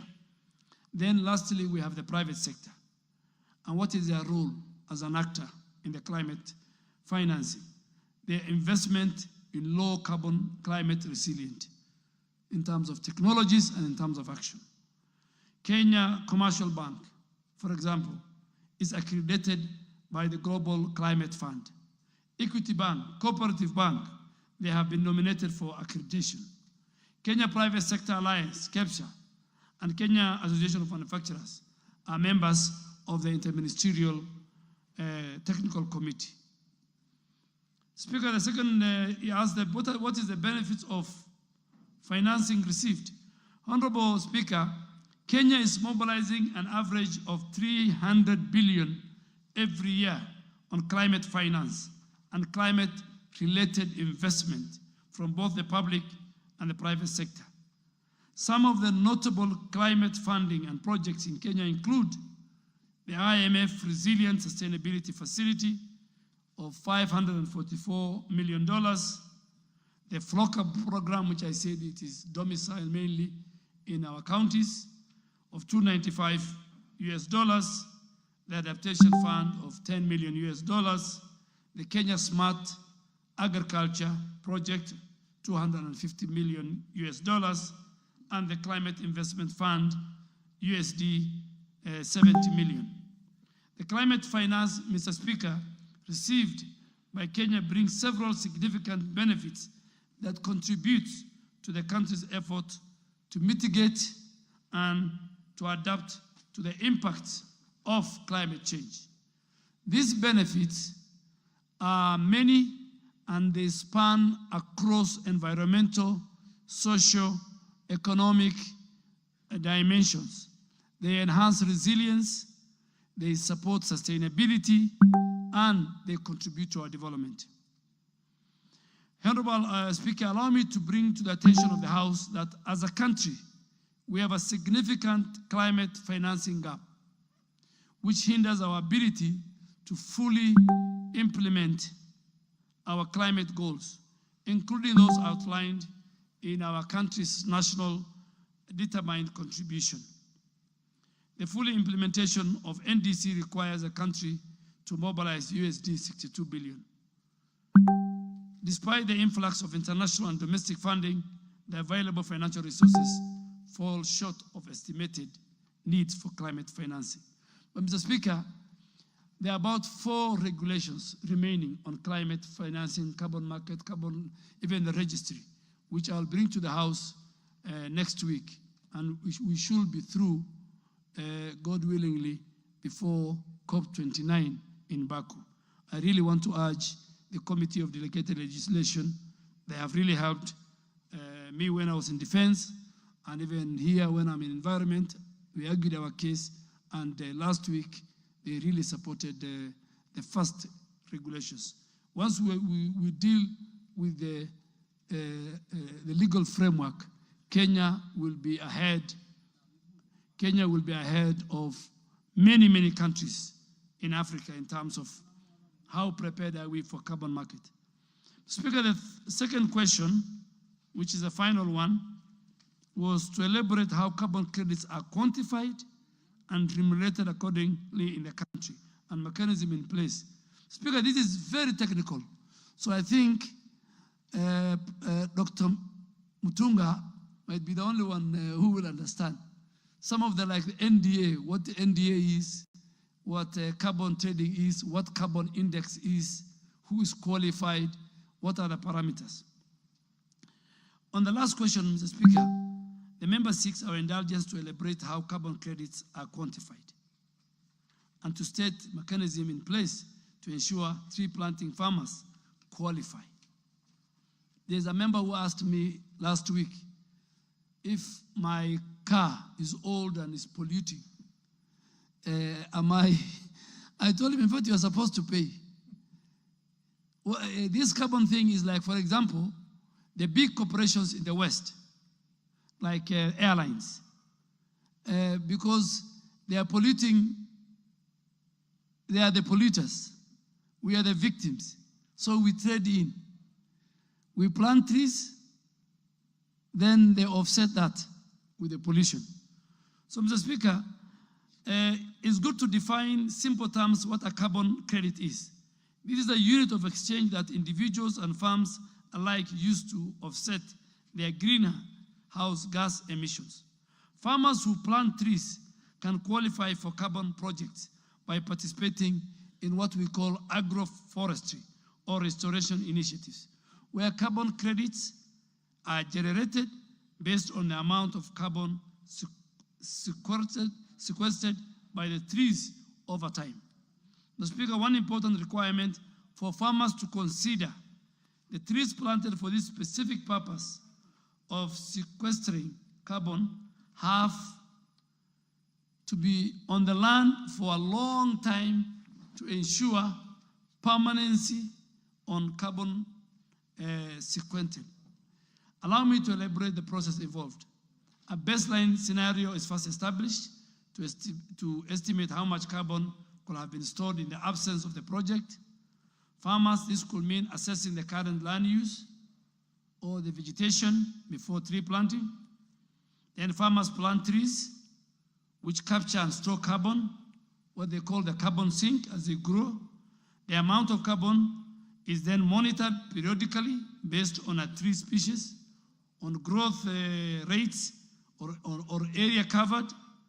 Once the carbon is verified, carbon credits are issued based on the amount of carbon dioxide absorbed. One carbon credit represents sequestration of 1 metric ton of carbon dioxide equivalent.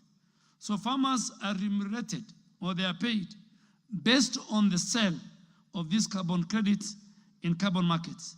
The price of carbon credits can vary depending on market demand and the type of the project. A project developer or a farmer who wishes to engage in a carbon project shall first apply to the DNA through the register domiciled in NEMA for approval of the carbon project.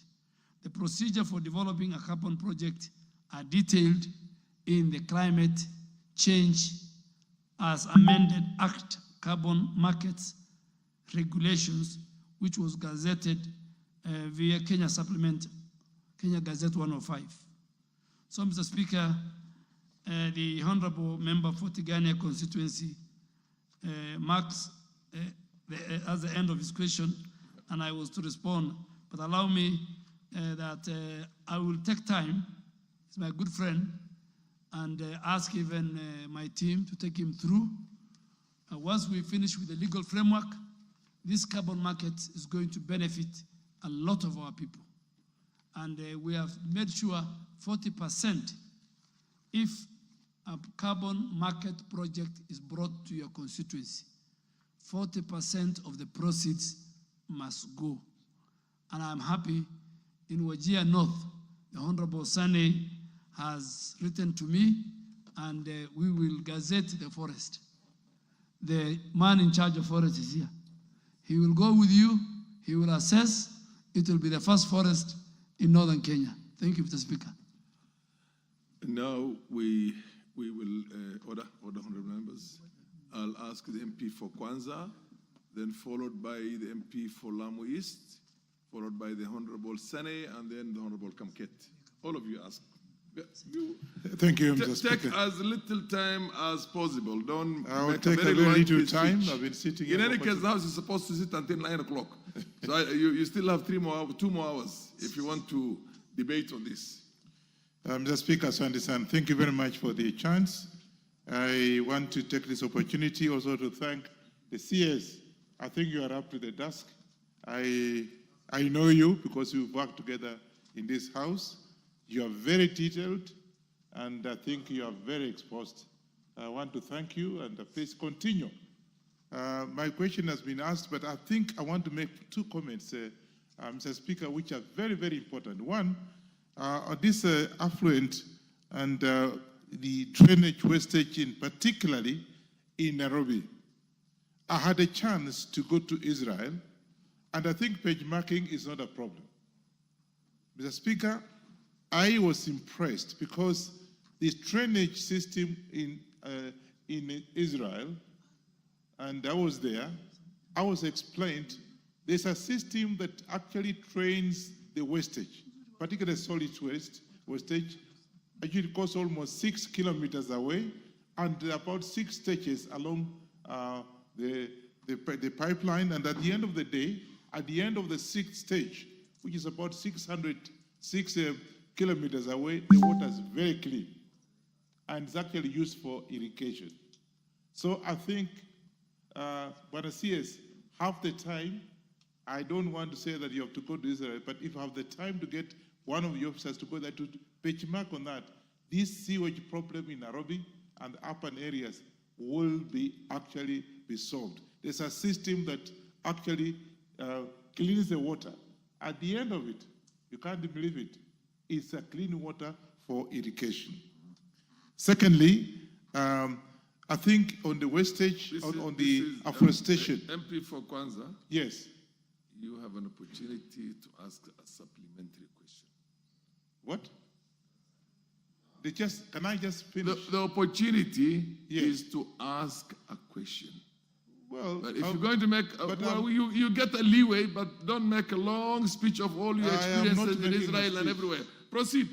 I will proceed. And I also, because I said my question was asked, I also want to find out whether there's any plan, because of afforestation, which is an issue, whether you have some plans, particularly on highway.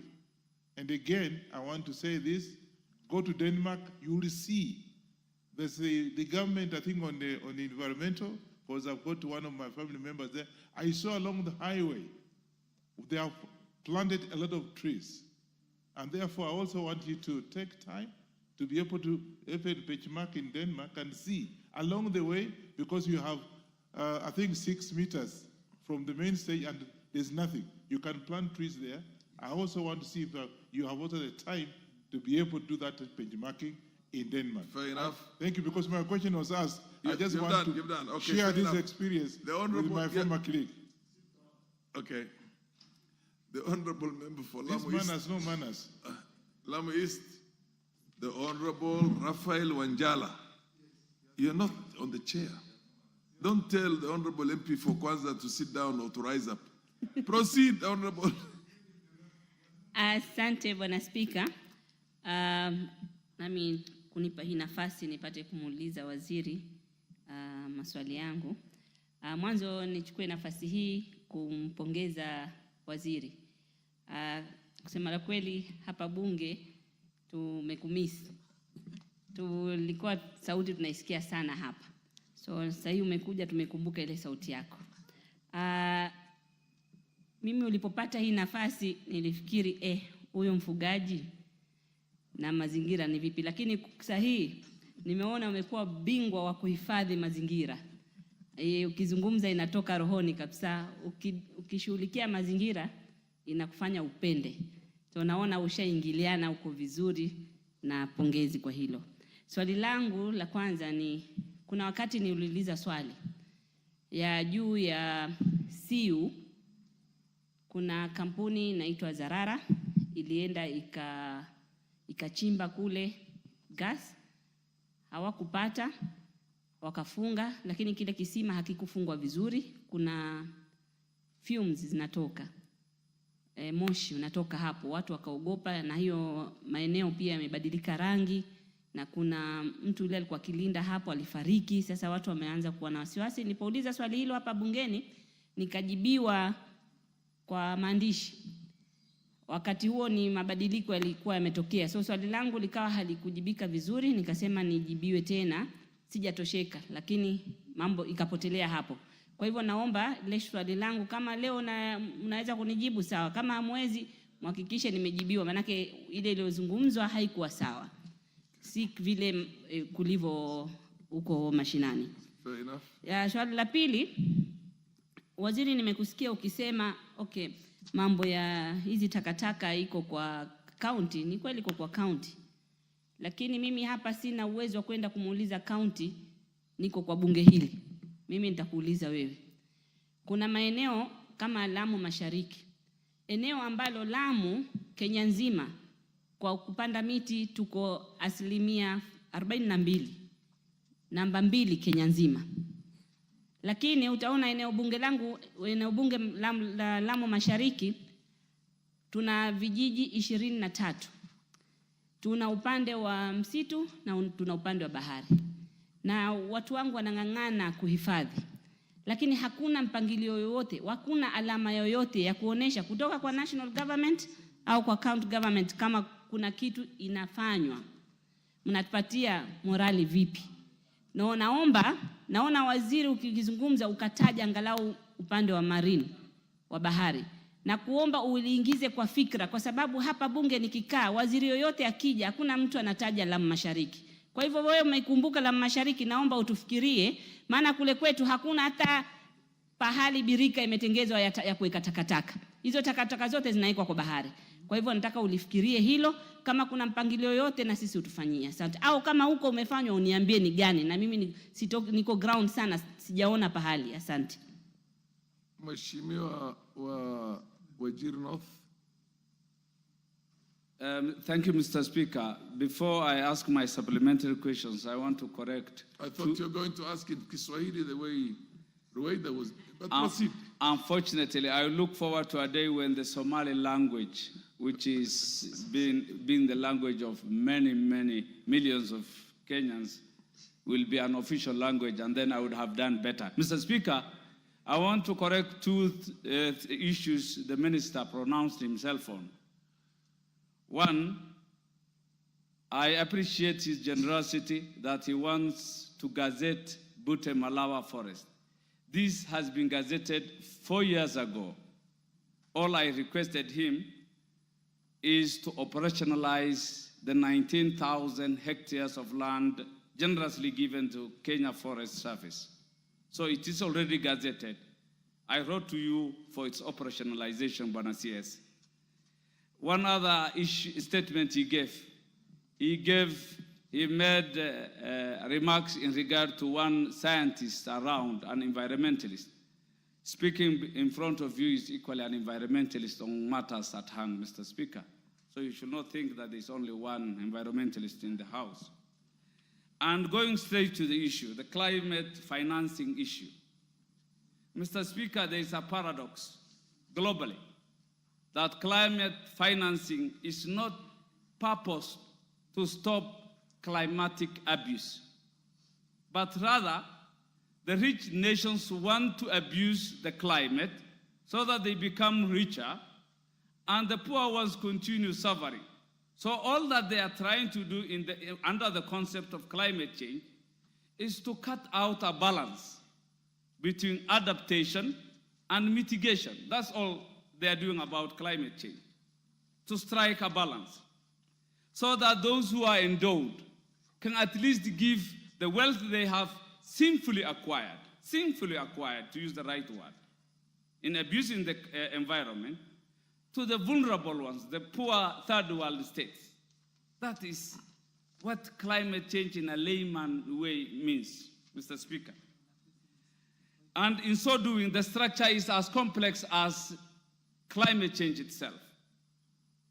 It is hard to understand this issue of carbon credit. Hard, very complex. It is driven by the same selfish rich abusers, Mr. Speaker. Now the issue. For us to come to the bottom of climate change financing, we know that the rangelands are the biggest sequester of carbon. It is a scientific concept. And where are the rangelands? Where you come from, Mr. Speaker? Where I come from, the northern Kenya, what we call Assals. This is the biggest sequester of carbon that is a nuisance to the ozone and climate change. What structures are there? What mechanisms are there? And the most affected, the most vulnerable to climate change is, unfortunately, again, the pastoralists. The sequester, the vulnerable in equal measure. So how far is carbon financing established to make sure that those who are most affected and those who are to be the sequester of this bad element is at the core of it, is something I would wish to hear from the minister. Then, for us to structure climate financing, Mr. Speaker, there is a big data and knowledge gap. Data and knowledge gap. If you have big data and knowledge gap, it goes without saying that you can't come up with adaptation mechanisms appropriate to the risks. And consequently, what will arise? We will have a fragmented financing architecture too, that our climate financing will be fragmented. The architecture will not be smooth and well-oriented. So what are we doing about data? How authentic is our climate change data? How knowledgeable are pastoralists and those who are most affected? That is my first supplementary question, Mr. Speaker, and if you will allow me a bit of latitude to go into the first, because you stopped us, on issues of our environmental health concerning pollution on rivers, the Nairobi River. It is true, the Cabinet Secretary answered well on the matter, that maintaining a good standard of environmental health, it's a multi-sectoral, multi-pronged issue. It's not a one-off issue. It cuts across many ministries, many actors, and many livelihoods. But it is true what he said, it comes down to behavioral issue. We have informal settlements in Nairobi. How do we behave? The culture of disposing waste. But of concern to me, how is our sewerage system, is it being improved to make sure that effluents, raw effluents, human defecants do not go into our aquatic ecosystem, into our waters? And that tells me... Honorable Sane, you've had a very long leeway. Ask one question now. You should be in the Committee on Environment and you should be giving all these ideas at the appropriate places. Mr. Wanjala, the speaker addressed me and I am obliged to hear him. We don't have two speakers. My question in a nutshell, all that is happening in Nairobi is going downstream to downstream communities. Tana River, Indian Ocean. It's not only an impact on our terrestrial ecosystem. What are we doing on these effects on our aquatic ecosystem? The minister will be at liberty to say that he was prepared for this question, or maybe give another day to answer some of these questions. They're very technical, and ample prior preparations is always important. Now I said Kamket, followed by Mgwen. You were supposed to have had. And Mutunga, you will get the final bite because you're the questioner. Order, Honorable Wanjala. Order. No, he's been here much earlier than you. And then the MP Oyula, Butula, and then Wanjala, you're the last. And then, of course, the questioner. And then be very brief. Thank you, Mr. Speaker. I'll be very brief. Mr. Speaker, while I want to appreciate the Cabinet Secretary for his very articulate replies to our questions. And I want to state, Honorable Speaker, that the Honorable Duale is a seasoned politician. And in fact, Mr. Speaker, in terms of seniority, in terms of loyalty, he has a proven record in serving with the Excellency the President. In fact, Honorable Speaker, in the current circumstances, if there is anyone who deserves, should our motion go through to become the Deputy President of Kenya, is the Honorable Duale.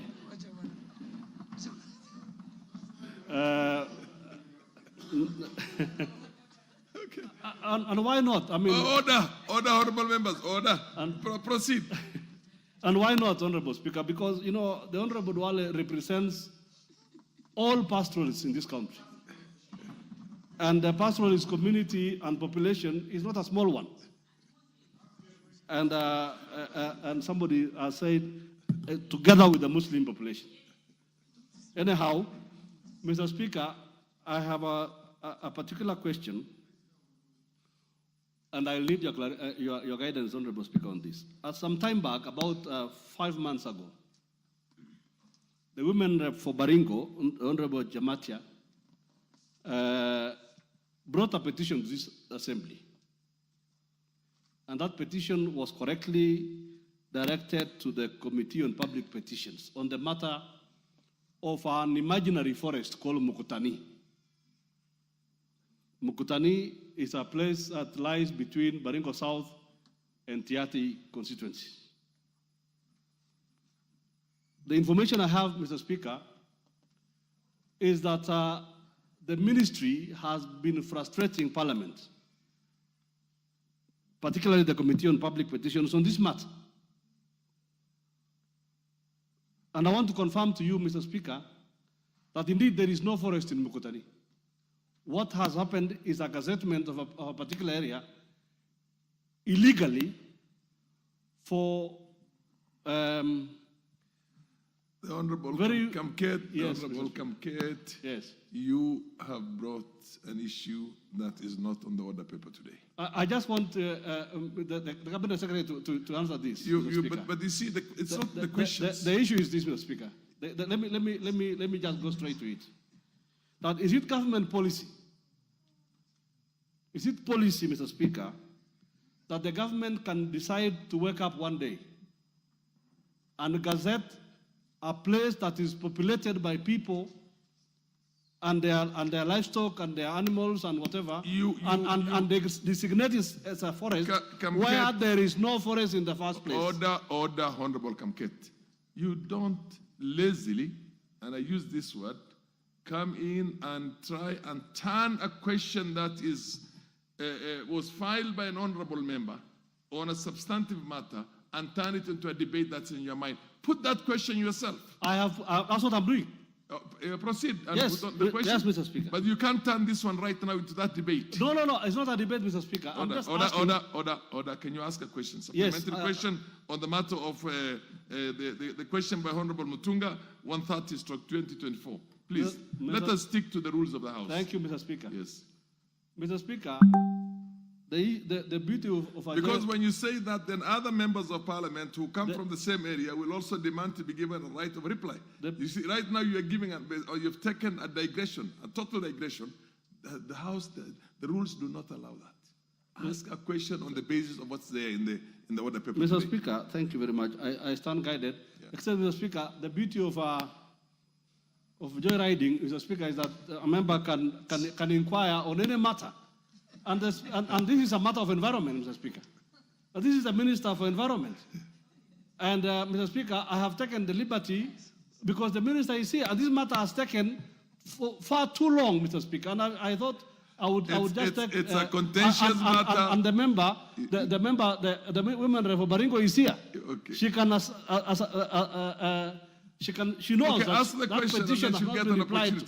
I have asked, is it policy for government to create a forest where there is none and try to evict people and settlers who have lived in a particular area for whatever reason, Mr. Speaker? Thank you, Mr. Speaker. the MP for Mgoen, and then the MP for Butula, the MP for Budalangi, and the honorable member for Wajir South. Then, of course, we come back to Mutunga. Thank you, Mr. Speaker, for giving me this opportunity. Yes. First, I would like to thank the CS for climate change, forestry, environment, climate change, and forestry, Honorable Adan Duale, and his team, the PSS and the DG. My question goes on a case of forest land exchange program in Nandi County, in my constituency, Mgwen constituency, a scheme called Chepkumia, Kapkangani area. And you expect the minister to prepare himself as you sit or stand on your feet and ask a completely different question from what is on the order paper. Okay. The rules are very clear. Okay. You ask a question, a supplementary question on the matter that's on the order paper. Okay. But if you want something else, file it. Okay. Now, the question that is related to what is on the supplementary paper today, Honorable Speaker, is on we have a good program that the President has put in place on planting 15,000 trees across the country. 15 billion trees. Now, however, this matter has not had a substantial or a sustainable program. For example, a number of members here have raised that most of the trees have not been attended to. We plant and we leave it there.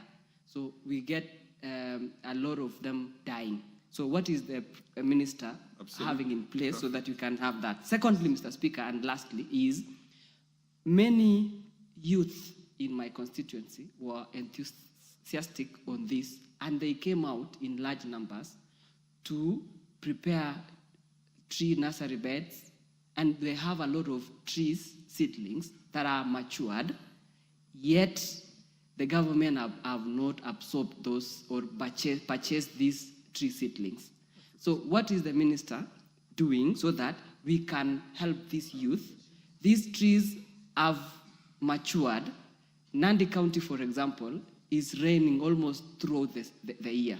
Is it possible that we can purchase all these tree seedlings and plant them, even if we don't have budget now? Okay. The minister can organize for this budget allocation. You have rested your case. Let him do that bit. Okay. Let him do the thinking for that purpose. And the next one is the Honorable MP for Butula. Be very brief. Thank you, Honorable Speaker, for the opportunity. May I start by appreciating Waziri Duale for the explanation he has given to us. It has been very clear, and a lot of us have learned a few things that we didn't know.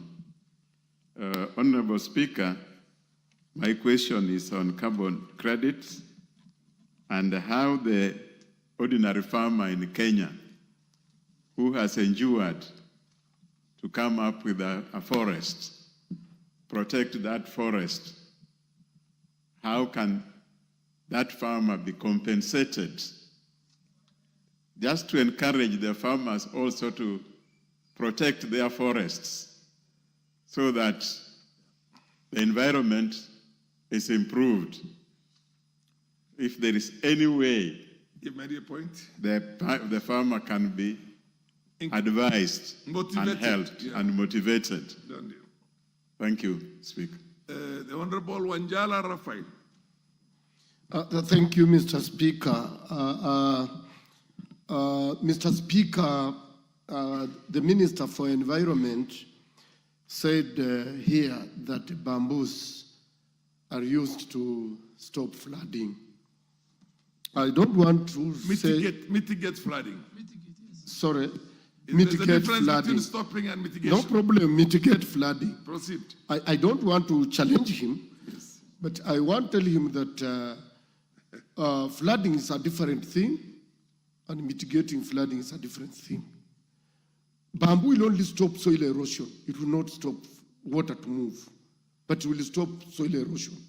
Mr. Speaker, the floods that come in Budalangi, which is in Western, comes from all the way from Uasin Gishu, all the rain in Eldoret, all the rain in Cherangani, the rain in Mount Elgon and all the rain in Nandi Hills and parts of Kapsabet, Vihiga, Kakamega, and Bungoma. There are several rivers within those areas, but these rivers collapse into two. These small rivers collapse into two big rivers. That is River Yala and River Nzoia.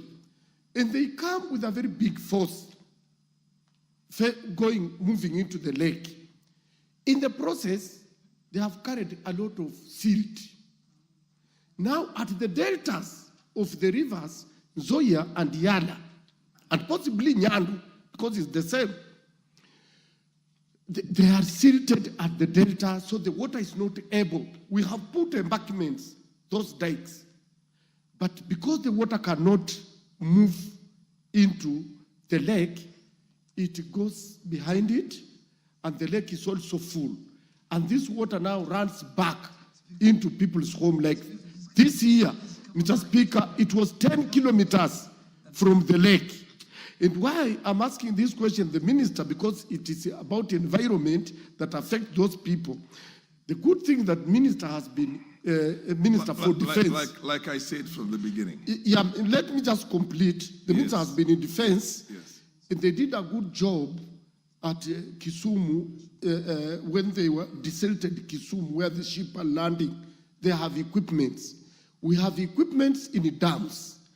Minister for Environment can help us to bring these equipment, even from National Youth Service. They have dredgers to come and desilt these rivers so that we don't have backflow from the lake that is causing problems. It goes even up to 10 kilometers. All homes are collapsed, crops are collapsed. Even the trees they are talking of planting, they dry up when there is too much water. I'm asking, what can he do, having with the experience he has, what can he do to help us? And last one, Mr. Speaker, where the minister comes from, there is one governor who was celebrated, who was awarded in, I think it's somewhere in Wajir, Mandera. That governor in a desert, what he has done, can he take his people to go and benchmark so that all our towns will look like that town in a desert? That is how Dubai was brought up. Thank you, Mr. Speaker. Honorable Raphael Wanjala, you have asked a very heavy question that needs a serious work on the part of the minister and the ministry. Why don't you proceed and file a question? Or, even better, have an appointment with the minister, go to his office, he will call all his officers and discuss all the stuff that we discussed. Thank you. And finally, the Honorable MP for Thank you, Honorable Speaker. I would like to thank Waziri for sobriety and expertise with which he has approached all the queries this afternoon. My question is about the massive destruction of the environment that's currently taking place in parts of my constituency, especially areas around the refugee camps. And I'm sure you have the same problem in other constituencies like the Dab, Fafi, and Lagdera in Garissa County. Waziri, what I would like to ask is, are you aware? Order. That aspect of the environment was covered by the minister very exhaustively and talked about how the UNHCR must find an alternative to the wood fuel that they're using. And he talked about all that degradation. I know you came late, but then you can either look at the Hansard itself or ask those of us who are there. But then if you have any other question you want to ask on the basis... Speaker, it's a very critical subject, and I might have my newest contribution to the whole matter. I just wanted to ask the Waziri, what is being done by the government to ensure that this wanton destruction to the environment, to the extent some parts of the constituency are turning into deserts complete with sand dunes, are reversed and also those responsible are brought to book. Thank you very much. Fair enough. The Honorable Jematia, because Honorable Kamket mentioned you, but not on that matter. Just go straight on the questions that are there. Thank you so much. Don't open a Pandora box and a debate between Baringo and Pokot Itiati, no. Thank you so much, Mr. Speaker. And I also take the opportunity to thank the Minister for the good job he's actually doing. I have listened to him several times, articulating issues, environment, and I want to say at least we are on the right path. If you look around, Mr. Speaker, I think the Minister have also realized that every town in Kenya needs urgent attention on garbage, waste, and issues to do of cleaning, specifically Nairobi. Mr. Speaker, if you go everywhere you are in Nairobi today, you realize Nairobi is so dirty. He handled that bit very exhaustively. Exactly. You must have come late, but anyway, I'll come later. You're not late for anything. But Okay. please ask us a question. Thank you so much.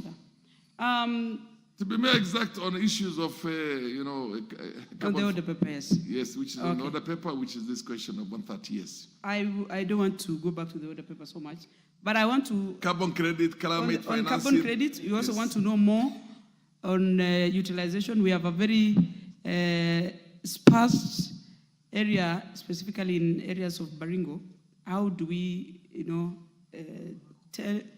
take this to the people so that you can be able. Number two, I also want to retrace back a bit on the issue of Mukutani. There is no forest in Mukutani. Maybe I would take my time to visit the office of the minister and have proper clarification on this. Which is absolutely the way you should Yes, handle this. and also because your colleague the officer Markoko had pronounced himself that there's a big forest in that area. I know he comes from the place, and I want to say I come from that place. There's no forest. There are utilities in that place.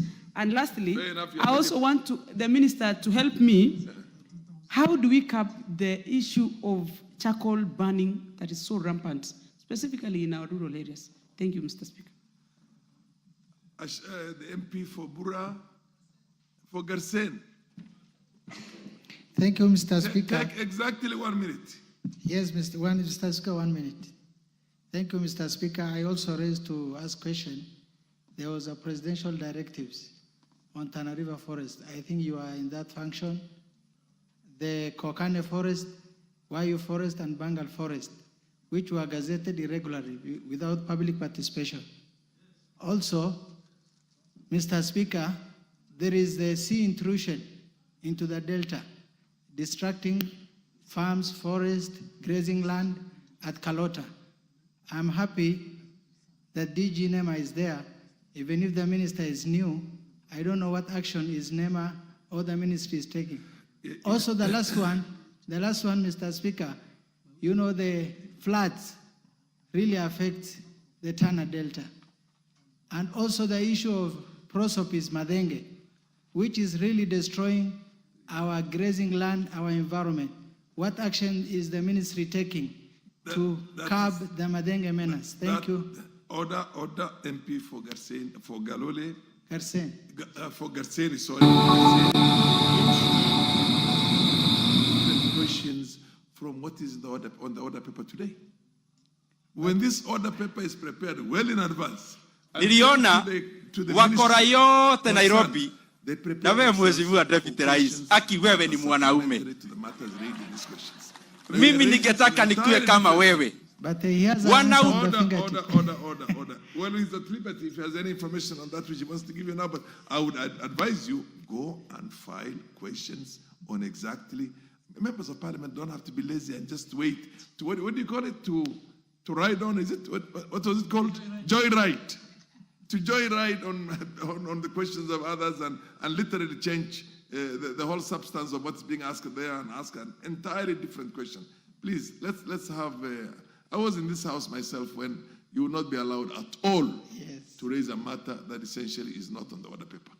Most obliged, Mr. Speaker, but I kindly ask because the people of... He will give you another taking, I'm sure. You can go and see him in his office. You can file another question, but I doubt if he has answers for the issues that you have just asked now. Now, Mutunga, ask your final bite, and then the minister is going to dispose of, is going to answer everything that was raised. Thank you, Honorable Speaker. Honorable Speaker, before I ask my question on climate financing, a supplementary question. There was the issue of Nairobi River that I didn't the minister to explain a bit.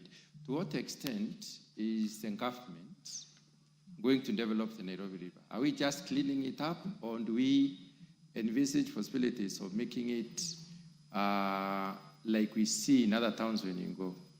A channel crossing through the city, then hotels are built on both sides, and it can even have restaurants that are movable, that are mobile. So I don't know to what extent are we developing, and is the county government of Nairobi really part of that? Because it can be demarcated, the embankments can be done, dredging can be done, and we can have channels that can actually develop some touristic attraction for this country.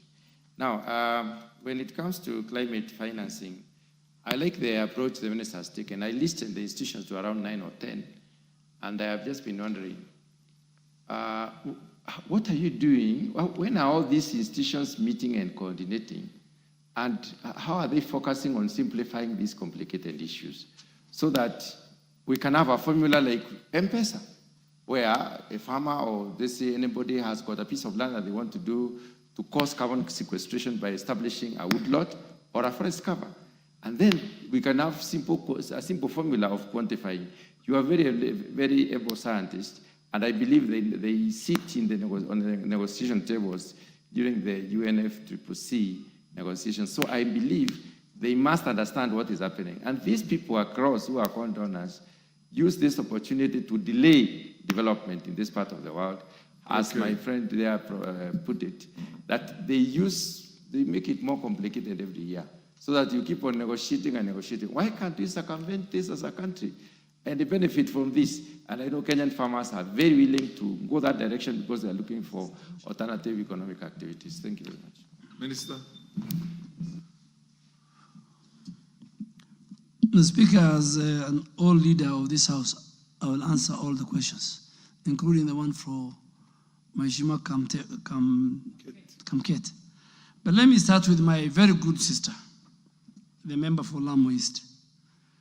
Mr. Speaker, if you allow me, at one time, she's called Captain Rueda. At one time, she was a captain. Me and President Uhuru and President Ruto, she carried us in our campaign. And when I was a leader of majority, every day she used to bring a question. So she's a very, very active member of parliament. And I have been to Lamu East. I think me and Professor Kindiki, we were the first ministers to land in that island. And then our president followed us and did the first road. I hope that road is working on it. I want to assure you, even this morning, one of our biggest partners as a country, the Germans, the German ambassador, I was discussing with him how we can work together on marine ecosystem, marine, mangrove, and everything. And the first constituency will be you. You know that. She's a great leader. She even helped me, Mr. Speaker, and the Kenya Defense Forces when we were dealing with insecurity in Boni and Lamu. There's one leader who's there. Honorable Sani, Mr. Speaker, is a good friend of mine. And I want to tell him today that I am an expert on climate issues. And there are two ladies in the Ministry of Environment. One, she's called Dr. Pacifica. She's the head of Climate Secretariat. And one is called Dr. Omambia. And their team, I have never met very competent Kenyans on climate change. But climate change and climate carbon market, all that we are dealing with is what you people passed under the Climate Act and Climate Amended. So Speaker, in fact, many of the questions members are asking me is in the Climate Act as amended and the carbon market regulations that some of them were passed. And I really want to thank the House. Honorable Sane, I looked for that Gazette notice. That's why I said, if I can't find it, I will Gazette it again. But because I have asked the Chief Forest Conservator, we are going there. He's going to operationalize that forest. And I want to assure you, the request for operationalization has been received by the leadership. VFly is a company that helps your... They are working on the plans and the resources and mobilization. And take it from me, it will be done. But on climate... Something you did not know. Don't go that route. It's a very, very complicated. And climate carbon, Mr. Speaker, and climate market is international. Even the people we are dealing with, they are the polluters. Who are the polluters? They are not in the global south. They are not in Africa. They are in the global north. So, Mr. Speaker, we will make sure that we deal with this matter. There was an issue on how do we deal with the pollution upstream. I think the moment we deal with the Nairobi River, and the Nairobi River, just to answer the last question, I think it was Honorable Chamatia. Nairobi River will be like the Thames River. 30. It will be one of the legacy signature projects of President Uhuru Kenyatta. And the county government of Nairobi is working with us. And we are going to put enough resources. And we're employing 20,000. People will... Mr. Speaker... No, that was a slip of the tongue. He meant President William Ruto, not Uhuru Kenyatta. I mean President William Ruto's signature project. Order. Order, Honorable. Mr. Speaker, order. Proceed. I spoke for President Uhuru Kenyatta for 8 years as a majority leader. And there's nothing wrong saying President Kenyatta. He was our leader. There's nothing wrong. But Nairobi River, the restoration of Nairobi River to look like the Thames River, the drenching and doing everything will be a signature project for Kenya Kwanza and more specifically for our leader, President, and the Nairobi leaders, the MPs who are here, the county governor, we are all together. Honorable, proceed. Honorable Speaker, you know, Honorable Wanjala has a very long history in our country. So you should not go that route. I think after I leave, we should talk outside. And so on the issue of that, I think, Mr. Speaker, there is no way we can gazette a forest in a place where there's no forest. Take it from me. The people of Baringo should listen to me. You can only gazette a forest. You cannot even gazette a wetland to be a forest. But Mr. Speaker, through you, from the grapevine in my office, I am told there are many petitions concerning my ministry, and I'm not being called upon by the committee. So I want you today to ask the Committee on Petitions to invite me so that I deal with the matters of petition. That the ones I reject, I reject. The ones that require to be gazetted, I gazette. So the problem is, Honorable Kamket, is not with the executive. It is with the legislature. It is with the petition committee. And last parliament, Mr. Speaker, there was a reason why it was formed. Order. But I want to ask you, if it has been gazetted, I will relook at it, review it, and cancel. And the gazette. If it has not been done, I will even go to that place called Mukutani. I will visit with the Chief Forest Conservator. He's sitting here. I will go with him. We have and we have our own chopper. I will overfly it. I don't need to go with you. I will go with the chief and he will show me the forest. If there will be no forest, Mheshimiwa Kamket and Mheshimiwa the leadership, Chematia, there will be no forest. I don't want to be informed. No provision, order. No provision for informing the CS. Just go on. Go on the CS. Mr. Speaker, there were many things that you saved. Mr. Speaker, you saved me. There were many questions which had nothing to do with a good question by Honorable Mtunga on carbon. The member for Emegwen. I think what happened was that the Forest Committee Association of 2016, which allowed land exchange, the Nandi County offered the land to KFS for exchange. It's in the process and we'll update you. And I'll fast track it. Chief Conservator, how many weeks, 2 weeks, 3 weeks, 1 month, we will deal with it. Mr. Speaker, the issue of climate finance is what will build on adaptation and mitigation. So we will build the capacity, the adaptation capacity of our vulnerable communities, especially in the ASAL. Honorable members from the ASAL, you know of an organization called Northern Trust Fund. It does carbon market and carbon trading. It has created conservancies in ASAL. I have sat with them. But the law you amended, you gave to me, 40% will go to communities.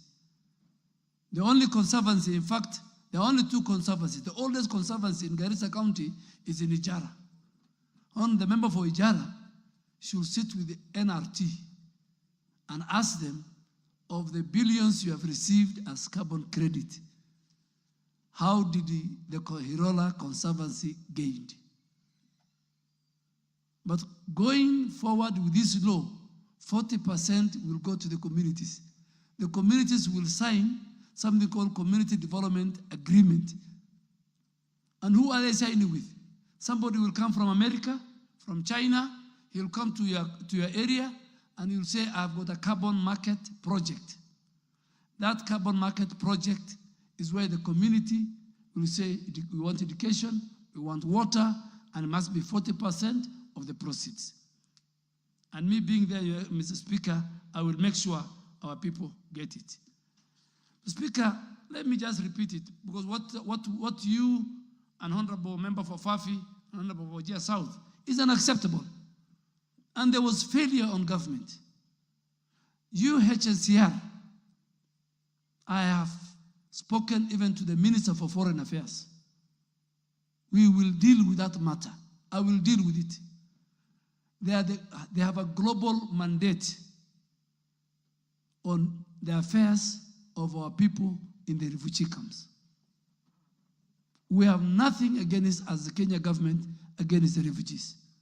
But UNHCR, whether they like it or not, they must provide an alternative source of energy to fuel wood. Absolutely. If we have to do 60% of the 15 billion tree growing strategy of the president and the government in the dry areas, and somebody is cutting, and Honorable Ado of Wajir South, please with your colleagues led by the speaker on the chair, I want us to go to that area, ban those firewoods, take the international community. We will expose UNHCR as one of the UN bodies that is doing opposite of what the world is doing in the fight against climate change. Am I right, Mr. Speaker? I think I am very right. Yes, yes. So on that one, I want the support of the members. Indeed. And I think finally, Honorable Honorable Mutunga, I will invite you when you are free. I want you to sit with the NEMA, where it is domiciled, the carbon market trading. I want you to sit with the lady called in charge of the climate secretariat, so that, and one of the times maybe when Parliament is meeting, we can invite, particularly the pastors parliamentary group. I think you have a summit. I think one of the agenda should be those experts to come and explain, and even to other members in Akamkunji, what the whole climate carbon market credit and trading is all about. And Mr. Speaker, I have stayed here for more hours. I think and it is a very privilege to be here. You've answered everything except one order. Yes. Or except one thing. Yes. And that is the MP for Mgwen talking about the young men and women who were created their own nurseries. Yes. And how you will get them involved and maybe purchase those. Yes, and on the issue of Tana River, Yes, my very good and friend, Tana River. my good friend, member for Garsen. I don't want to say his nickname, but he has a very nice, famous nickname. I want to assure you, those areas which were gazetted forest in 2016, because of political expediency, I will revisit them. But as the speaker said, help me bring a petition so that I can deal with it. Even me, I don't want to be accused of making roadside declaration or declaration on the floor of the House. As the speaker said, bring a petition. But even before you bring a petition or question, I will ask the Kenya Forest leadership, CCF, and the PS to give us. We want the Kenyans to work with us. We want, Mr. Speaker, because I am a former member of parliament, I always say it is good if ministers are politicians. Because they feel the heat. And I have nothing against my colleagues who are not. I don't want to be misquoted. But when they are politicians, they know the problems. But Mr. Speaker, I've said here for long hours, thank you for giving me this opportunity. This is my second home. The question on Nandi, for now for the 15 billion, number one, because we don't want citizens and everybody to miss seedlings. 5 government institutions, if you go to them, you get seedlings. Kenya Defense Forces, NYS, Kenya Prison, Kenya Forest Service, KEFRI. They have the mandate to produce. Secondly, through the private sector and government, we are encouraging people, and we will buy from these young Kenyans and the private sector who have invested in seedlings. So the member for Emengwen, I can tell you, we have a plan for them, and we have a way to empower them.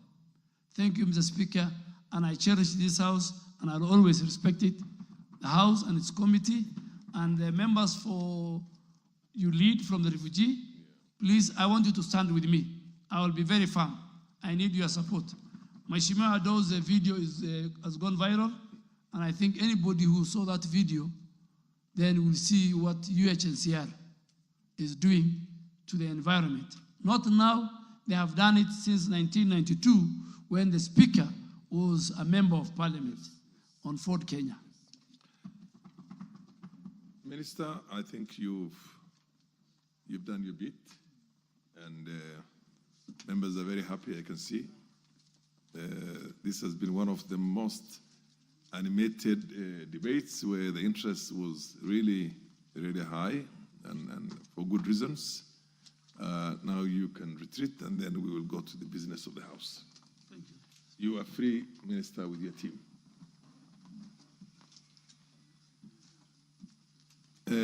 Next order. Order number 8, the Ethics and Anti-Corruption Commission Amendment Bill, National Assembly Bill number 11 of 2024, second reading, resumption of debate.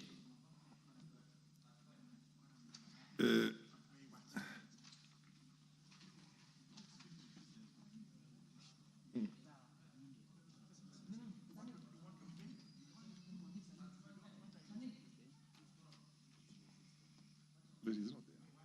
So what do you do?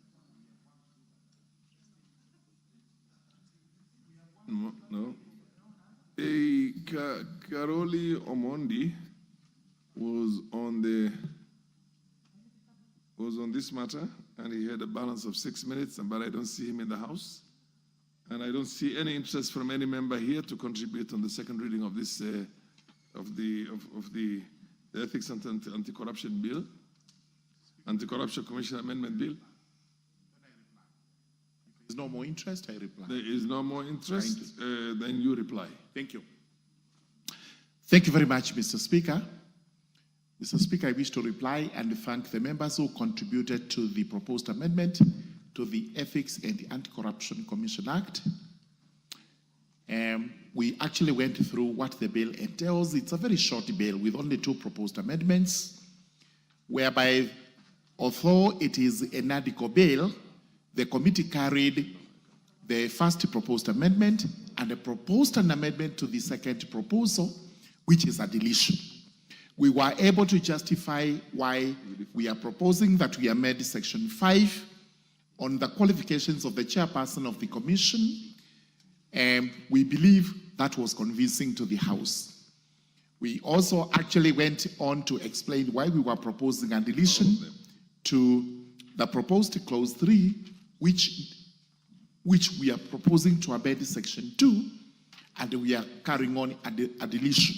All the way to 20. Our reasons were that, in fact, the contract of the chairperson is protected in law. He will serve for the balance of his term, and thereafter, that clause would be spent, and it would remain dead letter law in our statutes. So with that, we are saying the two proposed amendments are timely, save that we have to make a further amendment by deleting one proposal and carrying the other proposal to the next level, which is the third reading of the bill. With those remarks, I beg to reply. We now ordinarily have to put the question, but the chair is not going to put the question.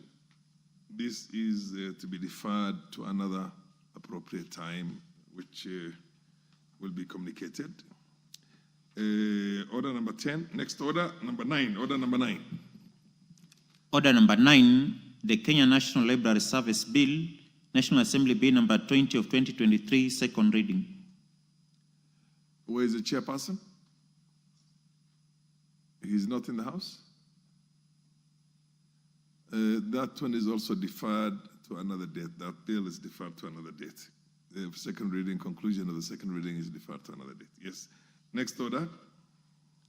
Order number 10, motion, consideration of Senate amendments to the Food and Feed Safety Control Coordination Bill, National Assembly Bill number 21 of 2023.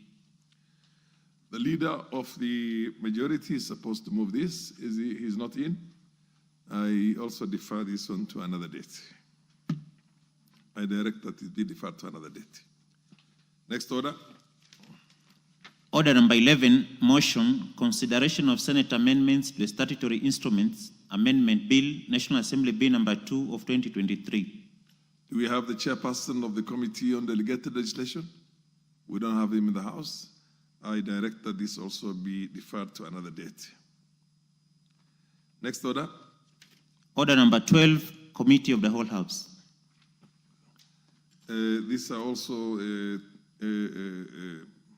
two bills, and both of them are also subject to order number 10. So under the circumstances, the chair directs that they be placed on the order paper. It's a committee of the whole House at another time and appropriate another time. I direct this to be deferred also. Proceed on, go on. Next order. Order number 13, motion, first report of the implementation status of House resolutions on committee reports and public petitions. I realize that this has been debated, and the mood doesn't look, I don't think this also has to be deferred to another. The debate was supposed to be resumed. There's a balance of 2 hours and 12 minutes, but I don't think it'd be fair to call for the mover to, because the debate has not been concluded. Under the circumstances, the chair also defers this to another date. Next order. Order number 14, motion, alleged unfair trade practices by foreign investors in Kenya. The chairperson, Departmental Committee on Trade and Industry and Cooperatives is not here. I direct also this matter also be deferred to another date. Next order. Order number 15, motion, second report on employment diversity audit in public institutions. This is also one that has to be moved by the Chairperson Committee on National Cohesion and Equal Opportunity, and I don't think it's in the chambers, in the House. I direct this also be placed on the order paper at an appropriate date in the future. Next order. Order number 16, motion, report of the extraordinary session of the 6th Pan-African Parliament, PAP. I also direct that this matter also be placed on the order paper at another appropriate date, because I don't see any member of the Pan-African Parliament in the chambers to move this, so it's so deferred. Next order. Order number 17, the Equalization Fund Administration Bill, Senate Bill number 14 of 2023, second reading. Chairperson is also not in the House of this Committee on Finance and National Planning. I direct that this matter be placed on the order paper at an appropriate date in the future. Next order. Order number 18, motion, consideration of reports on financial statements of State Corporation, Nyanza Region. I do notice that also the chairperson of Public Investment Committee on Governance and Education is not in the House. I direct that this matter be put on the order paper at an appropriate date in the future. Next order.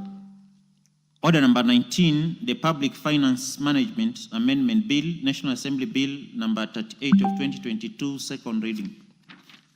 The same also, I don't see the chairperson, Procedure and House Rules Committee, or somebody who was delegated by the chairperson under those circumstances to move this bill, and I direct that this bill or this order number 19, be placed on the order paper at an appropriate date in the future also.